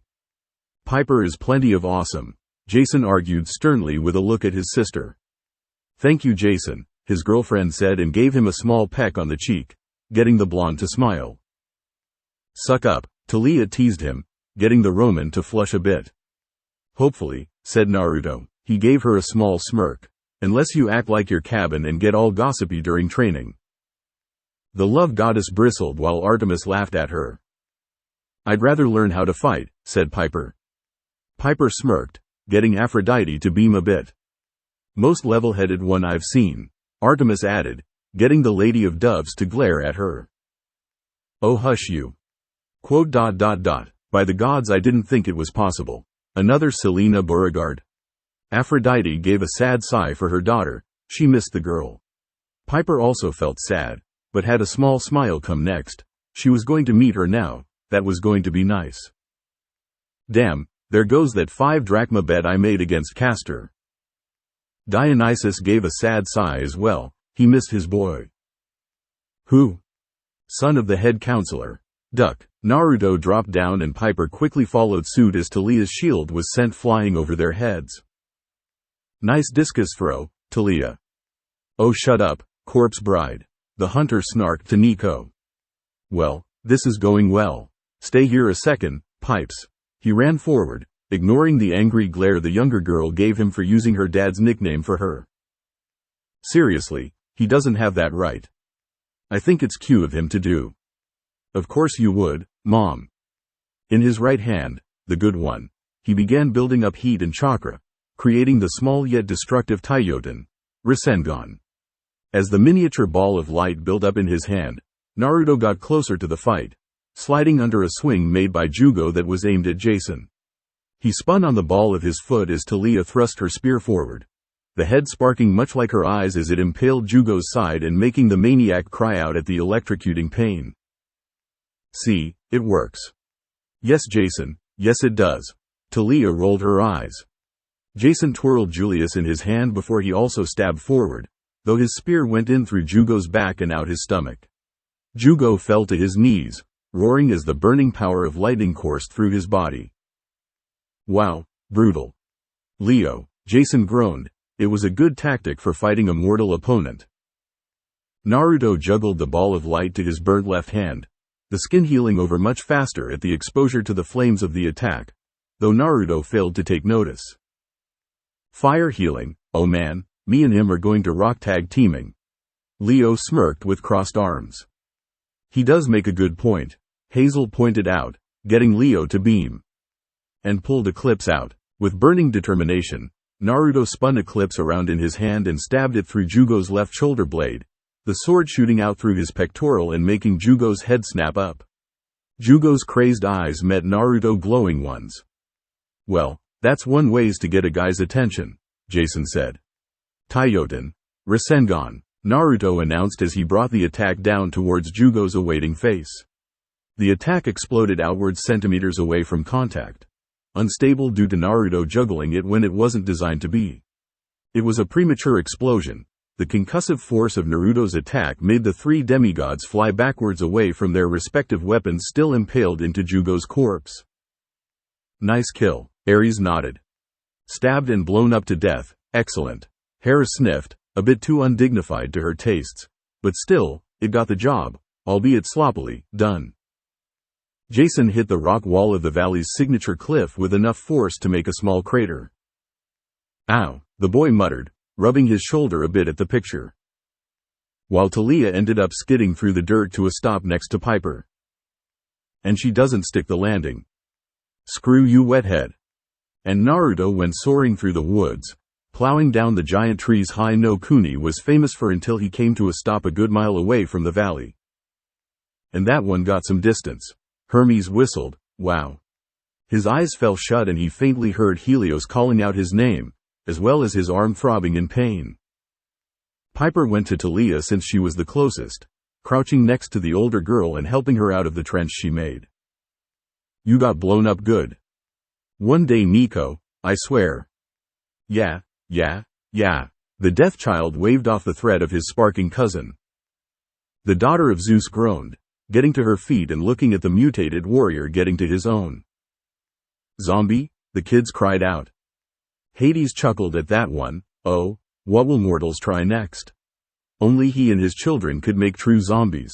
But the whole spreading disease part was just ridiculous along with the brains thing. Please. They like livers better. You have got to be kidding me, said Talia. She was used to kindly ones not staying down. But this guy just didn't know the meaning of the word, retreat. Naruto wasn't kidding when he said most wouldn't accept surrender as an option. I'll kill you first, said Jugo, pulling the weapons out of his body and dropping them to the ground. Eclipse was the hardest to remove, but Jugo got it out after a moment of struggling, along with a good chunk of his body. And he's still moving? Nico asked. Geez, talk about a mortal monster. If only there were more like him. Athena just gave her war brother a disbelieving look at his wistful tone. The mutated madman dropped the sword to the ground atop Jason's Julius and Talia's spear before storming at the two girls. Talia stepped in front of Piper with the faintest hints of sparks around her fists and charged at the older man, but Jugo knocked her away with the blunt side of his sword arm. Ow, Talia muttered with a wince. That had to hurt. He focused on the backpedaling daughter of Aphrodite, who stared wide-eyed at the abomination before her, causing her to trip and fall to the ground before she resumed her tactical retreat. Charms peak, Piper cried out while Jason clenched his fists in worry. Jugo lifted his axe-bearing arm up. Die. Piper, look away, Talia called out, but Piper didn't do that. Her adrenaline had her battle senses going wild and she kept her eyes on the closest threat. Smartest move, Athena nodded. This meant that she watched as Talia impaled Jugo through his back, the lightning-encased bronzed spear coming out through his chest, a bit of blood spraying across Piper's face. Maybe not, Athena corrected with a frown. Well, that isn't psychologically scarring. Piper dripped with sarcasm. Talia frowned at that. That wasn't good. Jugo looked down at the gleaming spearhead coming out of his chest, where a portion of his heart was, and slowly the gray part of his face faded away, the weapon-like protrusions vanishing as his body shut down. His body twitched from the lightning coursing through his veins. Shocking. Not now, Matchstick, Talia grumped, not in the mood for commentary. Talia pulled her spear out, allowing Jugo to fall to the side. He landed on his back, coughing up blood before his eyes landed on Talia. I die? His head fell to the other side and his breathing stopped. Yes you do. The son of death nodded, couldn't get much deader than him. Nope, no siree, that man. Thing was dead. He was so dead that Nico could even dare to say he was cadaverific. It was then that Talia realized she had just killed someone, not a monster, not something from Greek history, but a living, breathing human. At least he looked it now. She didn't know how to react to that. and looking at the wide-eyed, blood-covered Piper, Taliah knew that this wouldn't be as easy to shake off as she thought it would be when Naruto warned her and her cousins that it most likely would happen. It never is. Artemis sighed out with a sad look, remembering the many talks she had given over the years when one of her new hunters had killed a human being, be it accident or purpose. Everything had changed. The hunter had a sad look on her face. For her other, it truly had. Sasuke screamed, thrashing in his bed in the hidden lair of Madara within the Land of Rain. Of course the bad guy would have a hidden lair, Apollo mocked. Sigh, such a cliché, a good one, but seriously. All he could see was white and his head felt like it was on fire. Hope it hurts, Apollo said scathingly. No one fucks with his kids. He wasn't sure how that damn idiot blinded him, but once he got his eyesight back. He actually thinks he'll get it back, Apollo laughed. It doesn't even matter if you get new eyes put in. They've been burned all the way to the brain.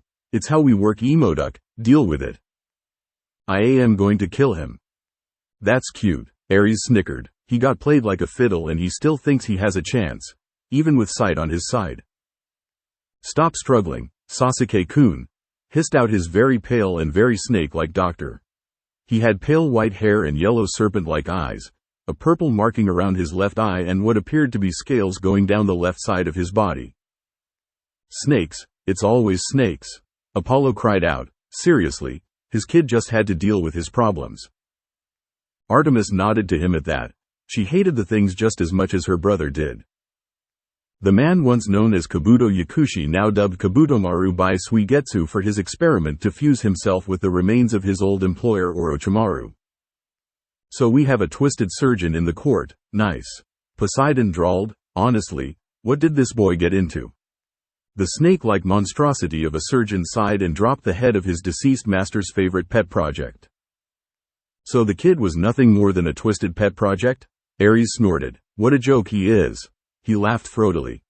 There's absolutely nothing I can do. You may release him, Suigetsu. Of course not. Apollo snorted quietly as he leaned back into his throne. Oh, gee, thanks, said Suigetsu sarcastically as he released Sasuke's body from the water entrapment he had created.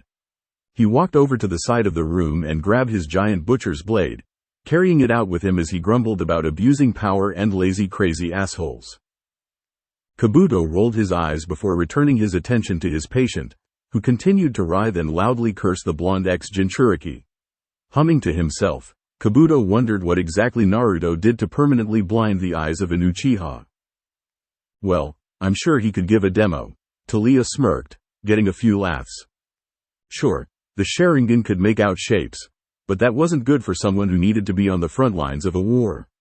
Or for Sasuke's own mental health, but in Kabuto's opinion that was unsalvageable, and anyone to try to help Sasuke's mentality would only lose themselves to madness as well. What did you do? Shut up, Hermes.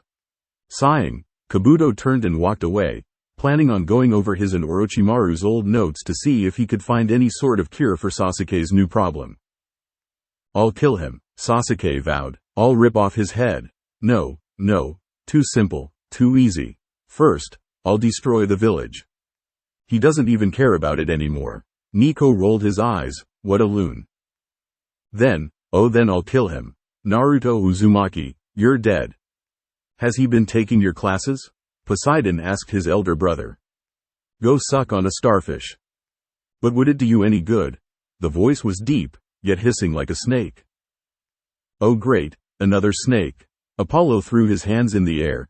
It was a wonder why his kids hated them along with himself. So disgusting. However, it was not that of any of Sasuke's summons or of Kabuto's. That Sasuke knew of anyway. Who said that? Sasuke demanded. Kabuto? Suigetsu? Karen? Jugo? No, he's kinda unalive at the moment. Hades joked with mirth. Would you like to see again? Of course. Do you want vengeance on the boy? More than anything. Wow, what a tool, Nico mocked. Funny thing about that, Percy trailed off. Hey, the minnows thing doesn't count. Right. I will do whatever it takes to get my revenge. How about a deal, then? I'm listening. Making deals with the devil. Apollo sang out a bit for fun. You make a blood pact with me as you have with the animals of these lands, and I will help you get back at that boy. Seems someone doesn't like your kid, Hermes told his son brother. Apollo rubbed his chin, wondering who it was this time. How do I know you won't betray me? Sasuke heard the voice chuckle and he felt the room go dark as something moved serpent-like within it, fast enough to make a rush of wind. Because I too want to kill the boy, though this is more out of my own vengeance against his father. Eyes turned to Apollo. Hey, I killed a lot of snakes, so who knows what? He paused and his eyes widened. No freaking way. What? His twin asked. I will kill him, said Sasuke determinedly. This was the last straw. Poor baby, Ares jeered at the loser. Of course. Who are you? All will be clear after we make the deal. Sasuke scowled. He was being put into the dark on this deal and he didn't like it. You seem used to it, you tool. Ares jeered again. However, he wouldn't be much good to redeeming his clan's name without his sight. You're a marked terrorist. What redeeming is he doing? Percy asked. In his opinion, this guy was stupid. Gritting his teeth, Sasuke lifted his hand and bit down on his thumb to draw blood. He offered his hand and something scaly wrapped around it, drawing on his blood and making Sasuke writhe in pain. You asked for it, Hazel said with a shake of her head. As he screamed in agony, the voice chuckled darkly. By order, Artemis muttered in shock, many looking on with wide eyes at the shadowy image. Who? Percy asked. That's my nickname, Apollo told the water boy, staring at the screen with wide eyes. How could he be back? He never came back. The sun god sent a glare to Hera, who had a look of intrigue on her face, not even bothered by the glare at all. He looked back at the screen. Apollo was worried. His kid had the toughest fight of his life coming now. Not good, really not good. 18. I just killed someone, Talia thought as she looked at the body of the man she had killed. Oh, get over it, Ares snorted. Artemis gave him a stern glare. It didn't do much. You. Oh my God, said Piper, her cry grabbed Talia's attention. The young daughter of Aphrodite was losing her cool as her mind caught up with the situation. She had just seen someone die right in front of her and his blood was on her face. And not in the fun way. Ares, Aphrodite hissed at her boyfriend. Sorry, he said, trying to sound sincere. He didn't want his happy time taken away. Frantically, she wiped at her face to get the blood off, tears starting to pour down her face as she did. And I'm traumatized. Great. Piper frowned. Anyone would be in your situation, sweetie, her mother assured her. Thanks. Piper, stop, said Talia, grabbing the girl's wrists as she knelt down to comfort her. Easy, here, let me get it. Aw, that's sweet, sister-in-law bonding time, Leo said, making kissy faces for fun. Piper turned to Talia. You know, we could use some bonding time. I'd find it fun, the hunter answered with amusement. The daughter of Aphrodite sniffed, trying to pull herself together as the older girl wiped away the blood. She looked back on what she had been through so far. Naruto falling to the hood of her father's SUV and the shooting that ensued. Good fight, Ares nodded. Sloppy, Athena countered. Still good, Ares argued, and they glared at one another. Zeus gave his children a stern look, getting them to back off in favor of the story.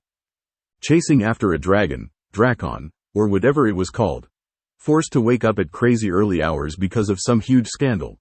Then there was seeing Naruto's dad drive one of his descendants insane with a curse of prophetic proportions. Which was really not nice to do in front of someone new. Dight, Apollo sighed out, seriously, right now? I'm just saying, the love goddess sniffed. And after that was flying from California to a hidden world in Antarctica. To be far, that is twisted, Leo said out, giving Piper some support. Thank you, Leo. Anytime. Now she's seen someone die right in front of her and she really understood why ancient Greece and Rome was considered barbaric in modern society in terms of violence. The gods grumbled about that while the demigods nodded to this. Hey, Talia's voice snapped Piper from her thoughts. I got all the blood off. Thank you, Piper said quietly, sniffing her tears up. She looked up at the older girl. Does it ever get easier? Living with monsters after your life? Seeing people die? After a while, Talia admitted, getting nods all around from her fellow demigods. Camp Half-Blood does wonders for making that easier, said Talia, putting a hand on the younger girl's shoulder in reassurance.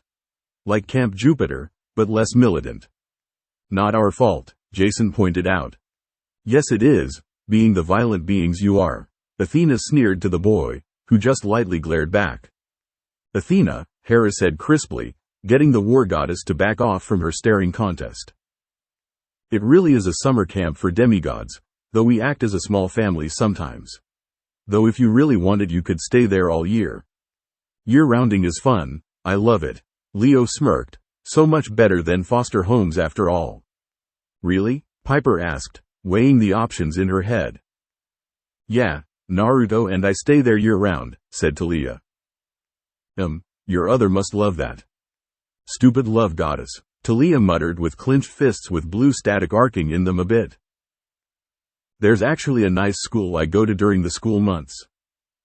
There is? Percy asked.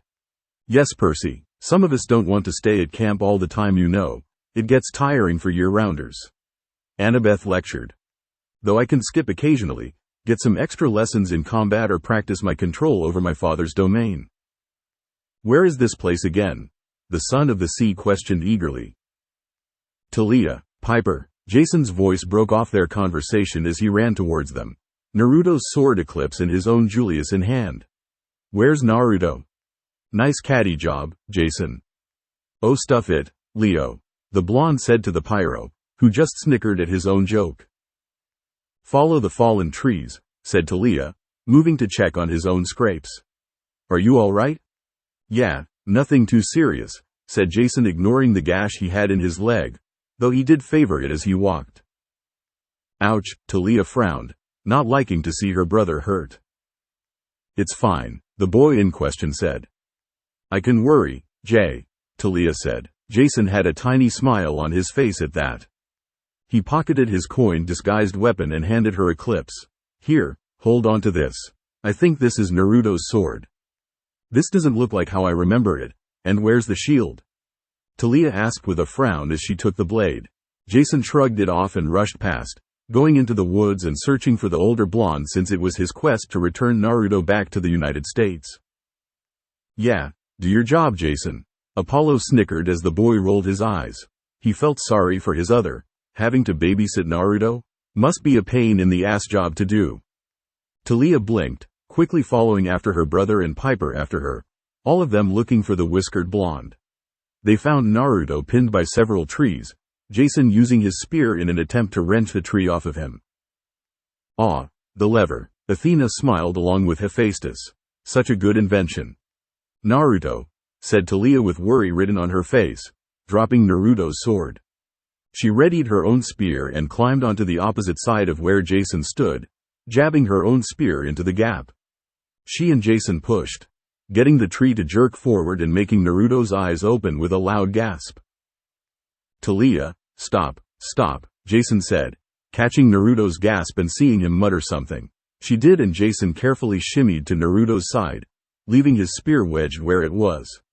What did you say, Naruto? Speak, man, Apollo cried out dramatically, getting some snickers and glares for his idiocy.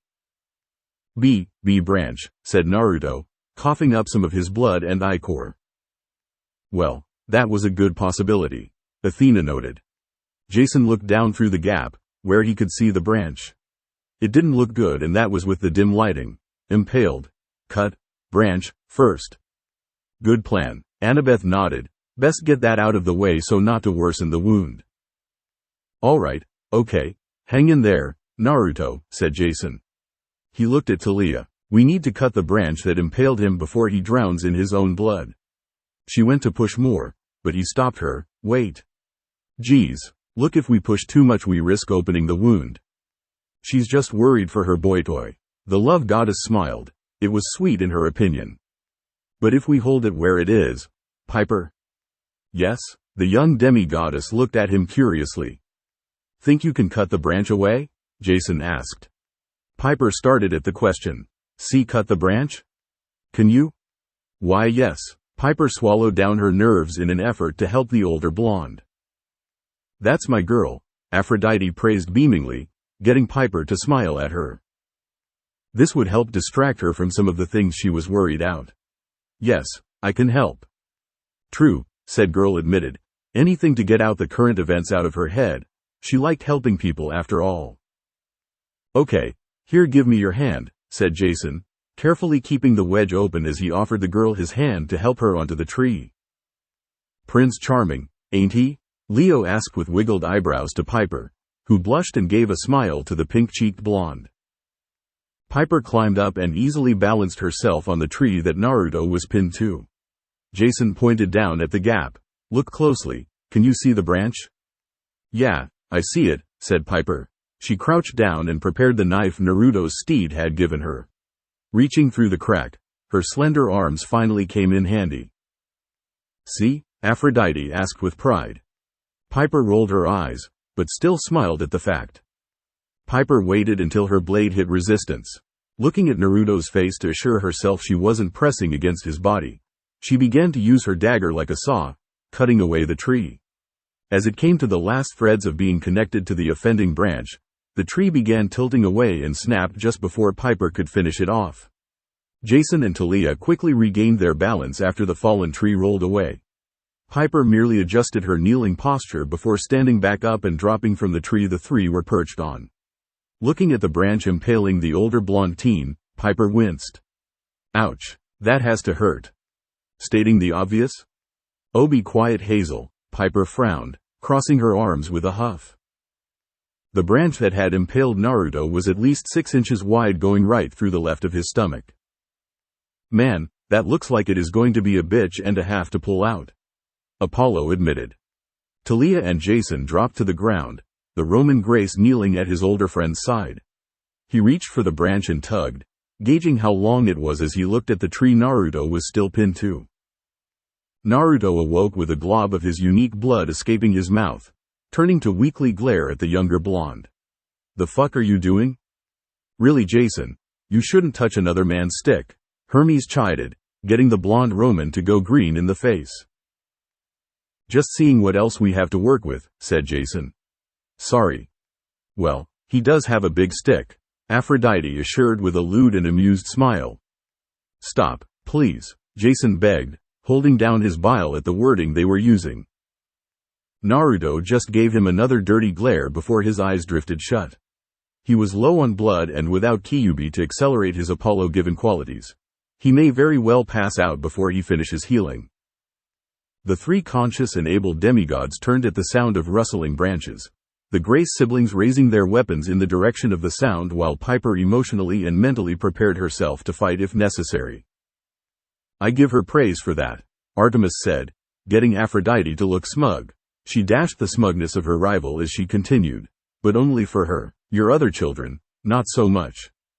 Thankfully for them, it was only the Godem Hokage, Tsunade bursting through the brush with several masked warriors behind her. Oh, so stupid, now they come? Leo asked, some mockery in his tone. What happened? She demanded, looking at the strangers with distrust and clenching her fists in preparation to retaliate if necessary. We came with him, Piper exclaimed. What is with these people? Naruto fought against that dick with the duck ass for a head, said Talia, her hand wrapping around her spear and tensing in preparation to defend the group. Then he got smacked around by the two-face wannabe. He's dead now. Deader than dead, Percy mumbled out, getting Talia to give him a glare through the corner of her eye. The older woman narrowed her eyes before looking at the steadily breathing blonde with the branch in his gut. She moved to his side and pressed her hand against the branch. Naruto's eyes shot open with a gasp. The fuck are you doing? He asked quickly at the appliance of pressure. Talia and Jason raised their spears at her, but by doing so both were surrounded by 3 of the masked men. Honor guard, no licky kitties, Ares chuckled. Piper got an arm wrapped around her neck with a kunai aimed at her jaw, making her stiffen and tighten her grip around her own knife. Asses, the love child hissed. Well, that seems like protocol really, Jason admitted, but Piper gave him a look that had him quickly adding, "But yeah, total asses." His girlfriend nodded in approval. "Everyone relax," Tsunade ordered. The masked Anbu released the demigods at her order, the air thick with tension as Jason and Talia glared at the ones that threatened them. "Damn right," the Grace siblings agreed. The leader of Konoha returned her gaze to the blonde. "Is Sasuke dead?" "No," Ares pouted. "More slippery than Orochimaru," said Naruto after a cough of blood. "Please stop touching the stick inside me." Apollo opened his mouth, but Artemis cut him off. "If you even say an innuendo, I will shoot you." Apollo snapped his jaw shut. "Stupid brat, stop talking already," Tsunade ordered as she began channeling medical chakra through her hand, coating her hand in a green energy that soon spread around the branch. Naruto's head jerked upwards as he released a strangled cry of pain, the foreign medical chakra having an adverse effect on the new chakra system he had. He felt like he was on fire, his natural healing thinking that the medical chakra was an assaulting virus. "Well, that's uncomfortable," Apollo frowned. Tsunade ignored this, her medic training and expertise making her used to hearing such cries as she slowly pulled the branch out. "At least she's an expert," Hermes supplied. "I thought it was established when the blonde brat asked her for a cure to something Sunspot couldn't even cure." "Fuck you, Ares, seriously, go fuck yourself." He he he. By the time the whole branch, a good 8 inches long one. It took most of the younger male gods a surprising effort of self-control not to make a joke because Hestia, Artemis, and Hera were all glaring at them. Damn it, it would have been perfect, too. Had been pulled out. Naruto has lost consciousness. "We need to move quickly," said Tsunade as she pulled out a tag and unsealed a stretcher. She looked to a curiously familiar Anbu with a rather unique white hairstyle and another that gave off a feeling of nature that Talia had felt before from somewhere. "Probably Demeter's kids," Hades suggested. "Oh, of course you would say that, you kidnapper. Go play with your whole grain. Inu and Yamato, you two carry him while I work on the hole in his stomach. Neko, escort the kids back to the village. The rest of you secure the border. Let's go." "Transform and roll out," Apollo said in a deep voice. When he awoke, Naruto felt a stinging sensation in his left hand and he sat up, before groaning in pain at the strain on his stomach. He looked to his left through a squinted eye, finding Shizune dipping his hand into a bowl of clear liquid that he immediately recoiled from. "Ow, what the hell is that?" "Water with herbs," said Shizune, grabbing his wrist and forcing it back into the bowl. Naruto bit onto his lip and his other fist clenched tightly around the bar on his bed, his body tensing up as a jolt of pain shot up his left hand's arm, and doubled around his waist.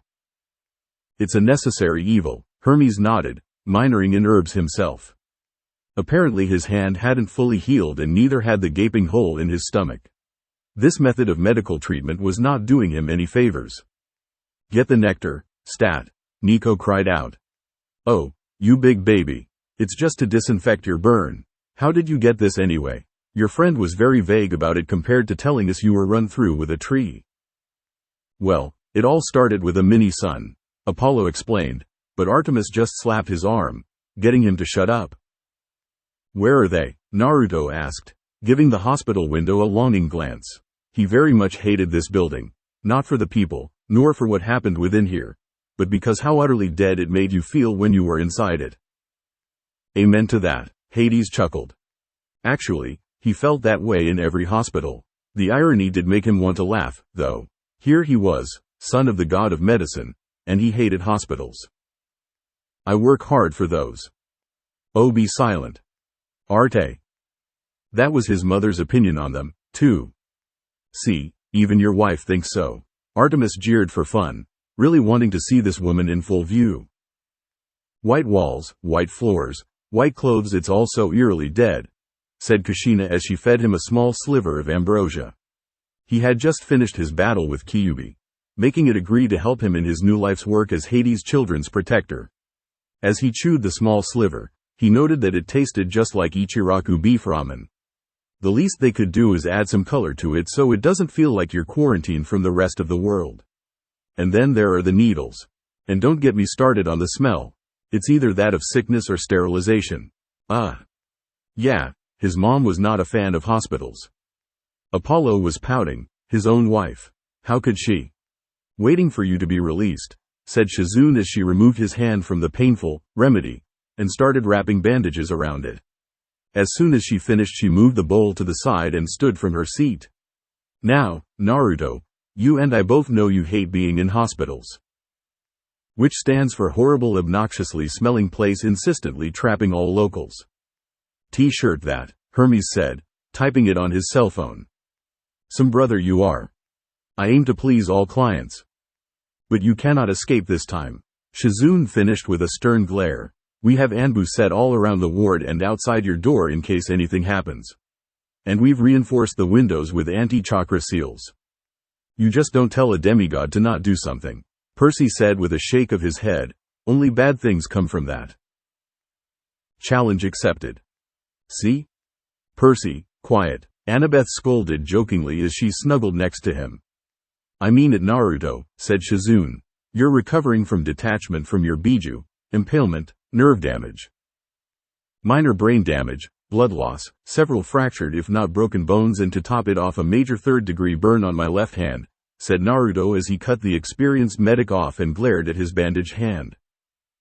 Show him your moves, Leo said, getting snickers from his two fun uncles. Physical recovery, 6 to 8 weeks for a normal human, for a demigod, 3 to 4. With ambrosia, 2. With ambrosia and nectar, 1 to 1.5. He clenched his bandaged fist, ignoring the pain he felt, and looked back at the surprised woman. For a child of Apollo, 5 days. For an Uzumaki, 4. For all the above, 2. At most. I spawn badasses, the sun god said with a grin. Wow, were the kids' responses. Shizune sighed and wrote something on her clipboard as she turned to walk away. As her hand touched the door handle, Shizune looked back at the bandaged blonde. Don't try to escape again, Naruto. Please? Well, if you're going to ask nicely, said Naruto with a sigh as he lay back. Such a gentleman, the love goddess smiled. Heir seems pleased as well. His hands wrapped around behind his head as he relaxed, careful to not put pressure on his bandaged palm. Might as well stick around. Meanwhile, Talia was looking at her boyfriend's new sword, wondering how it had changed, where the shield had gone and why it hadn't reverted back to a bracelet. Gear change, always fun, Ares smiled. She was sitting with Jason and Piper in the waiting room of the Konoha hospital. They had 4 of those Anbu agents watching them while they waited for Naruto to be allowed visitors. How hospitable of them, Talia said sarcastically. The 2 Grace siblings had bandages covering small cuts they received from their fight with Jugo. Jason even had a nice laceration on his leg from when Jugo threw him into the side of the cliff. How nice, Jason asked as his sister swatted him in the arm. Not funny, she said sternly. And then every Friday there is a siege, which I mentioned before, said Jason as he finished describing Camp Jupiter's routine. CTF is still cooler, Percy argued. Jason hummed in consideration. To the curious daughter of Aphrodite, who he kept incorrectly referring to as Venus. Correct for me, Jason muttered with a pout. Talia just pinched his cheek. It's kind of like a war game. A few kids from every cohort is challenged to take the specially designed fort. So it's like an offensive and defensive capture the flag, only one-sided? Piper asked. Jason nodded. If that's the case, said Talia, who decided to speak up at hearing the analogy. You'd love our camp's capture the flag. It's both offensive and defensive for both sides. Point, the wind boy concede to the water boy. Percy nodded with a smirk. Jason looked interested at that, leaning forward to ask more when the dark-haired aide of the Hokage walked in. Shizune gave a small smile to the 3, and since they were looking out for Naruto, she considered them all right in her books. Thank you, finally. Someone who isn't going all hostile on us. Talia thanked aloud, getting nods from Jason and Piper. He's awake, now, she said, and he should still be in his hospital room. Why wouldn't he be there? Piper asked. Shizune gave her a tired smile. Naruto doesn't like hospitals. He finds them restraining and stupid. He spent a few weeks in here when was young. Reasons varied from a prank of his going wrong or after a few failed missions. Then there was the time he was hospitalized after he developed his first S-rank attack. It ripped the cells in his right hand apart, and had it not been for his furry guest, which I hope you were all aware of, Talia and Jason nodded while Piper's brows furrowed, he may not have kept that arm. Idiot, Talia muttered aloud. Reckless idiot is what he is, said Talia, her arms crossing as she sat back in her seat with a frown, Eclipse resting on her lap. That got some smiles as some turned to the pink-faced hunter. He is Konoha's #1 knuckle-headed ninja, said Shizune with a smile as she thought back about a younger, loud-mouthed and stubborn Naruto. He was an Uzumaki through and through if what Tsunade's stories about Kushina were true, though with the occasional flair and seriousness that his father had. The gods, minus Apollo, snorted at this. The sun god pouted with crossed arms. He could totally be serious. He just didn't want to. Said Talia, correcting the woman with a frown. That's right, Talia, claim your man. The love goddess cheered. The hunter just palmed her face. Do you know why he resigned? Shizune asked the teenager, a hopeful gleam in her eye as she looked at the raven-haired girl. For the same reason, he said. I see, said Shizune. Her answer didn't appease Shizune's hope and made the woman sigh. She stood back up and held her clipboard to her chest. Well, I guess I should get back to Tsunade-sama. She's working on that vial Naruto gave her. Should be done making a cure by tomorrow. Wait, what? Apollo asked, jaw-dropping. Seems you got outclassed, Sunspot. Ares roared with laughter as the rest of his siblings joined in. The sun god was looking a little dim at the moment. If she isn't drinking, that is. A woman after my own heart. Bet the wife would love to hear that, D. Shut it, Ares, Mr. D sneered. She turned and walked away, leaving the three demigods to get to their feet and walk, or limp slightly in Jason's case, to Naruto's room. They warily watched the two masked men standing outside his room before opening the door. What they saw mildly surprised the Grace siblings and fully shocked Piper. 73, 74, 75, 76, 77, Naruto was counting as he balanced on his right hand upside down, hospital scrubs covering him from the waist down as he performed vertical push-ups. Pump it up, Apollo said, sounding like the governor. He had his bandaged left hand clenched tightly into a fist and pressed against his back, sweat already forming on his brow as he struggled to maintain balance, consistency, and fight against gravity. Whiskers, what the hell are you doing? Talia asked, her eyes wide as she watched him work out despite having just been put in the hospital. Though she wouldn't admit liking the view of his torso, even with the bandages wrapped around his midsection, it was a sight to admire. The love goddess licked her lip, indeed. The demi-goddess blushed a bit at the image. Their boyfriends grumbled at that. 79, 80. Staying in shape, said Naruto with a grunt as he paused close in the air to lean back to the ground until his toes were touching the tile floor. As soon as they did, he started doing one-handed push-ups. Rebuilding lost muscle. Sasuke may have been weaker than me, but he could hold my sword back. In my old body, that wouldn't have happened. I would have shattered his sword instantly. Having a new body must suck, Percy noted sarcastically, since it obviously happened all the time. Didn't you shatter it anyway? Talia asked. Besides the point, I should have shattered it with a swing, said Naruto with a grunt as he pushed himself against gravity. I'm only at 65% of my former physical strength, you know. What? The demigods muttered. Naruto was damn strong, but only 65%? 65? Jason asked. It's complicated. Point is, I used to be able to break boulders with a punch, said Naruto. And he can do that naturally, Heir mused with a side glance to her husband, unlike someone else who got it the cheap way. Zeus kept his eyes centered on the story. As he continued to do push-ups, keeping track in his head. He grunted as he hit 100 and with a small amount of strain, pushed back off the ground to resume vertical push-ups. Now I can only crack stone. I'd still like to be able to do that, Leo pointed out. Don't have the arms for that one, elf. Ares jeered. Screw you, the boy told his uncle, who only laughed at the insult. Only? Piper asked, her mouth agape. You're upset about being only able to crack stone? Thank you for voicing our current disbelief, Piper. Anytime, Hazel, anytime. He did just say he used to be able to crush boulders, said Jason pointedly. You were serious? Son of the truth god, Apollo said with a grin at his boasting. Demigods can do many things, said Talia informatively. Jay and I can control to a minor extent our father's domain, and you've seen him fly. Whiskers grew up here, in a land outside of the Olympians' control. Something I still find hard to believe. We all do, Zeus grumbled, somewhat wishing a world like that existed. Heir gave him another glance, knowing what he was thinking with narrowed eyes. The king of the gods gulped, returning his focus to the story. The Olympians have rules, Talia-chan, said Naruto with a grunt. 108. 109. They're gods though, said Piper with a furrowed brow. I mean I get that they would make rules, but having rules?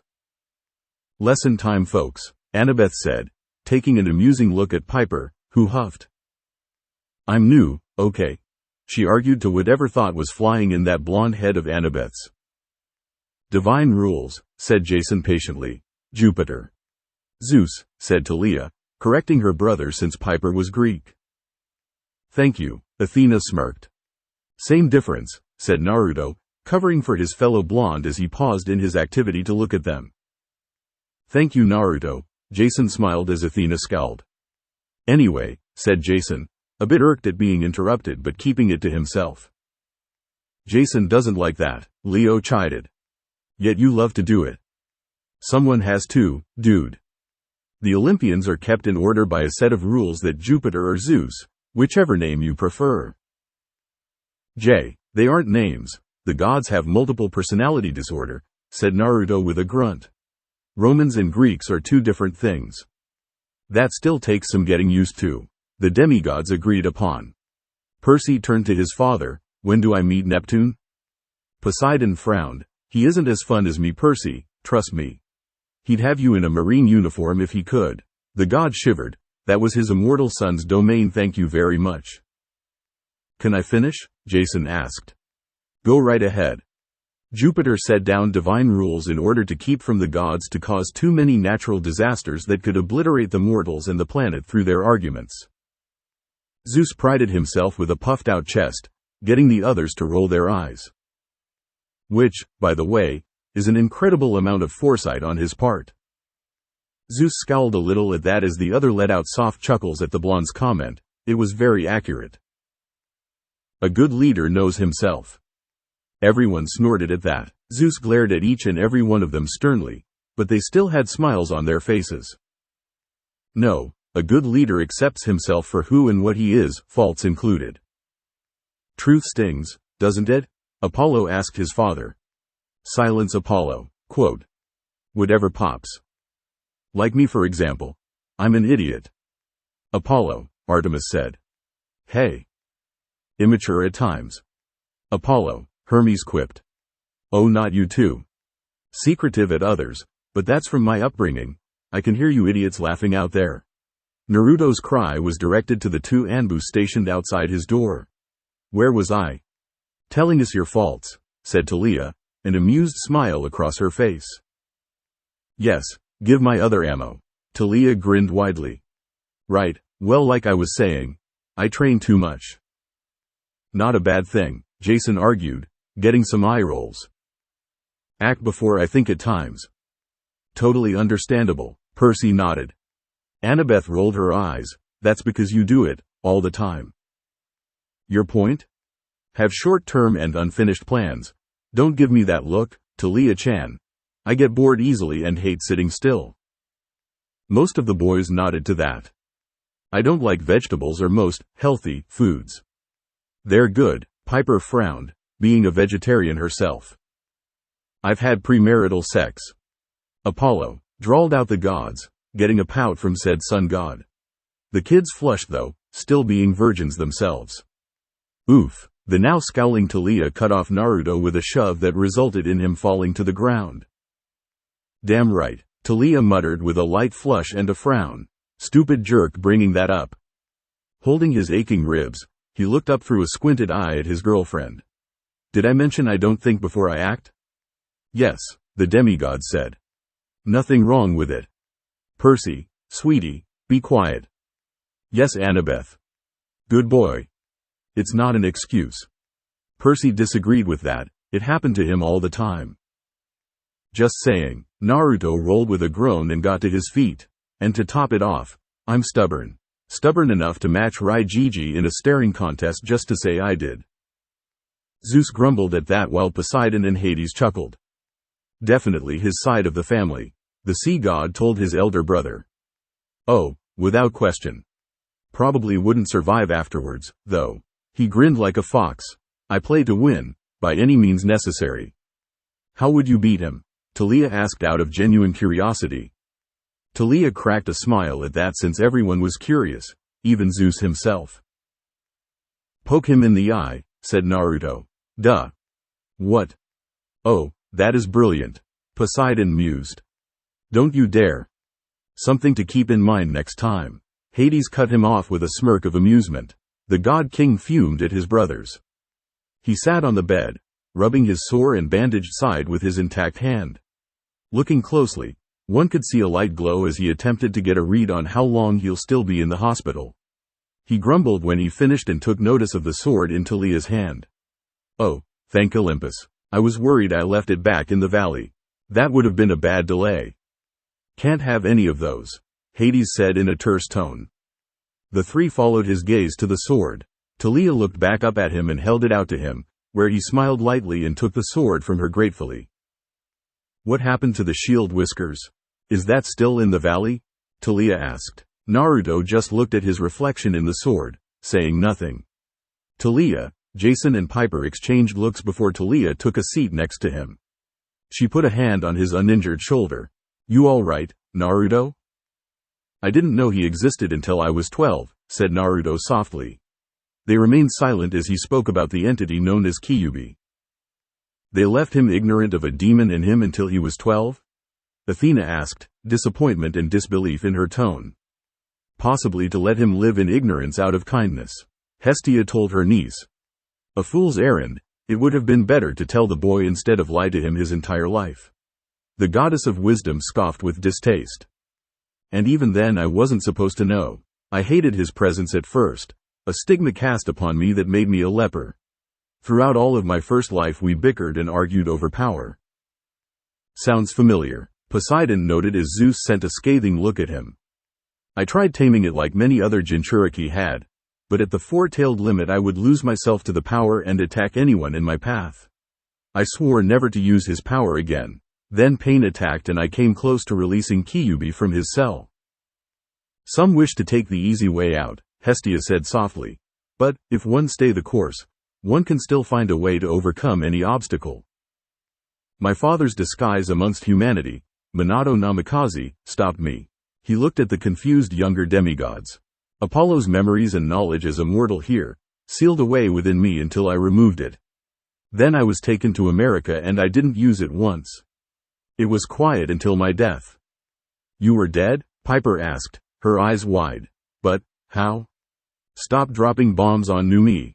Piper pouted. It made her look so ignorant, and she didn't want to be embarrassed in front of her friends. Jason just hugged her reassuringly. The one word held so many questions. Naruto smiled at her. A story for another time, Piper. As I was saying, it wasn't until my death that the fox and I spoke again. Lord Hades parted it from my animus, sending it to a far corner of the underworld for Thanatos to watch over.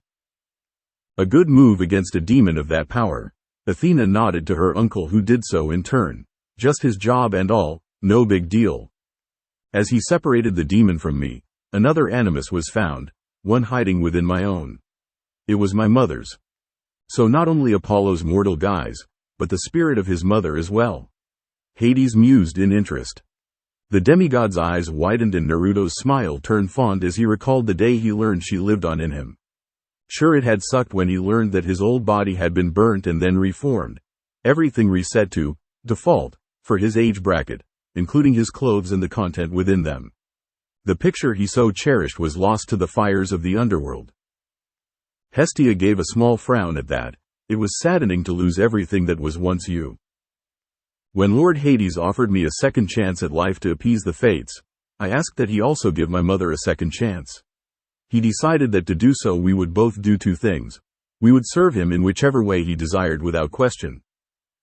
Of course I would. Hades nodded. It was basic business with resurrected souls. And that we relinquish our chakra natures for something out of his brother's domains.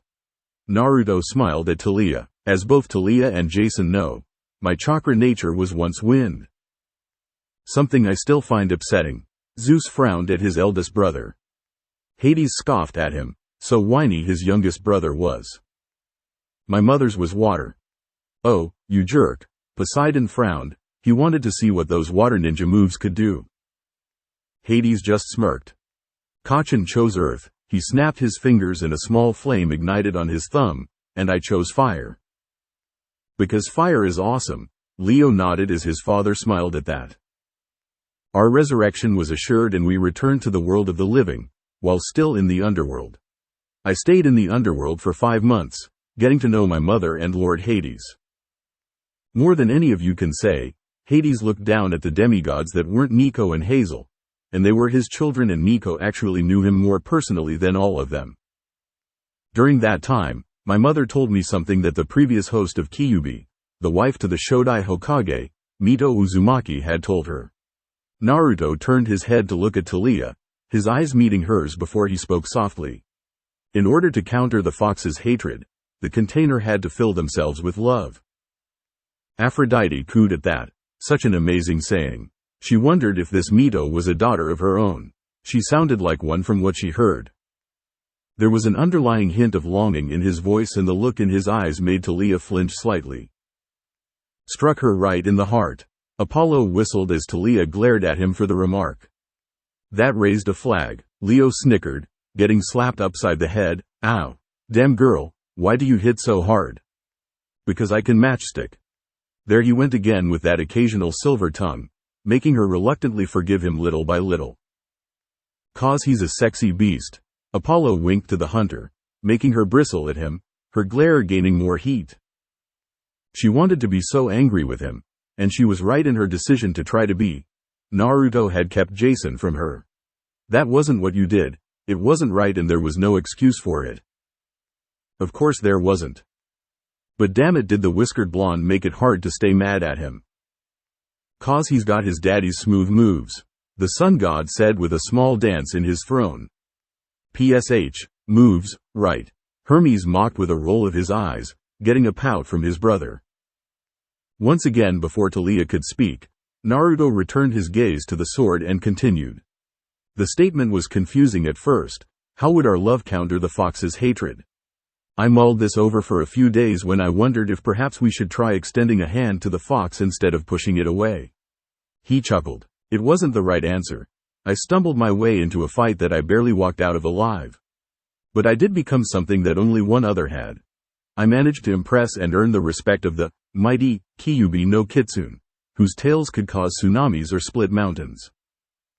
Seems you have some competition, Barnacle Beard. Athena jeered to her rival, who in turn gave a stormy green glare. Is it some sort of monster? Jason asked. No, Kyuubi is a sort of spirit, said Naruto. He decided to accompany me, but Thanatos advised against it. He trusted the fox just about as much as my father does, and that isn't a lot. I vouched for him, and the fox accompanied me on my first venture out of the underworld. I was told to go east by Lord Hades, who looked bothered by something. Fantastic, bemoaned the Lord of the Dead. What now? What I didn't know was that he was just visited by Uncle Herm, who received a message from someone he was very worried about. You don't mean? Taliah looked shocked. You've met Pan? Naruto looked sad at the mentioning of his cousin. Yes. And you haven't told Grover? What the hell, Whiskers? That's what I said, Percy exclaimed. Who is Grover? Jason asked. The satyr faun I told you about, said Naruto, making Jason nod in understanding. He looked back at Taliah. I wanted to, Taliah-chan. I wanted to tell him so badly, but Pan wouldn't let me. After Q agreed to be turned into my weapon through nature magic, he swore me to secrecy. I made an oath on the sticks. See, Percy, an oath, Annabeth told him. Still not cool, the boy grumbled. Which would be? Piper asked. The ultimate vow, said Jason, knowing the story. To break it would bring something worse than death upon one who broke it. And he wonders why Kronos is returning, Naruto asked, suddenly realizing that the two big three's broken oaths could have very well been the cause for the return of Kronos. Everyone turned to said gods and children, getting them to glare back or squirm a tad. And this is what happens when you are unfaithful, Hera told her husband with a frown on her face. Zeus had the decency to look apologetic as best he could. It seems that anything could always come back to haunt you. Are you suggesting this is our fault? Talia asked with narrowed eyes. Talia and Percy didn't like the sound of that either. Absolutely not, but I do think that your father and Jackson's father should be taking this threat more seriously, said Naruto. You really didn't at first, Percy commented freely, getting his uncle to glare at him while his father looked embarrassed. He looked back at his blade. Back to the story. Pan turned the Kyuubi into my shield, but my sword was forged from Stygian iron and the Kyuubi's fang. Perfect for his mortal enemies. The Lord of the Dead nodded. Got to gear up his workers after all. With the shield and restraints gone, it has shown me its true form. My enemies will be blinded by its brilliance, for this is Eclipse, the eclipse. The blade gleamed lightly at the utterance of its name in Greek, and Jason was grateful that the older blonde had translated it for him. Naruto hopped from the bed and gestured for the kids to make room while he swung his sword like a natural.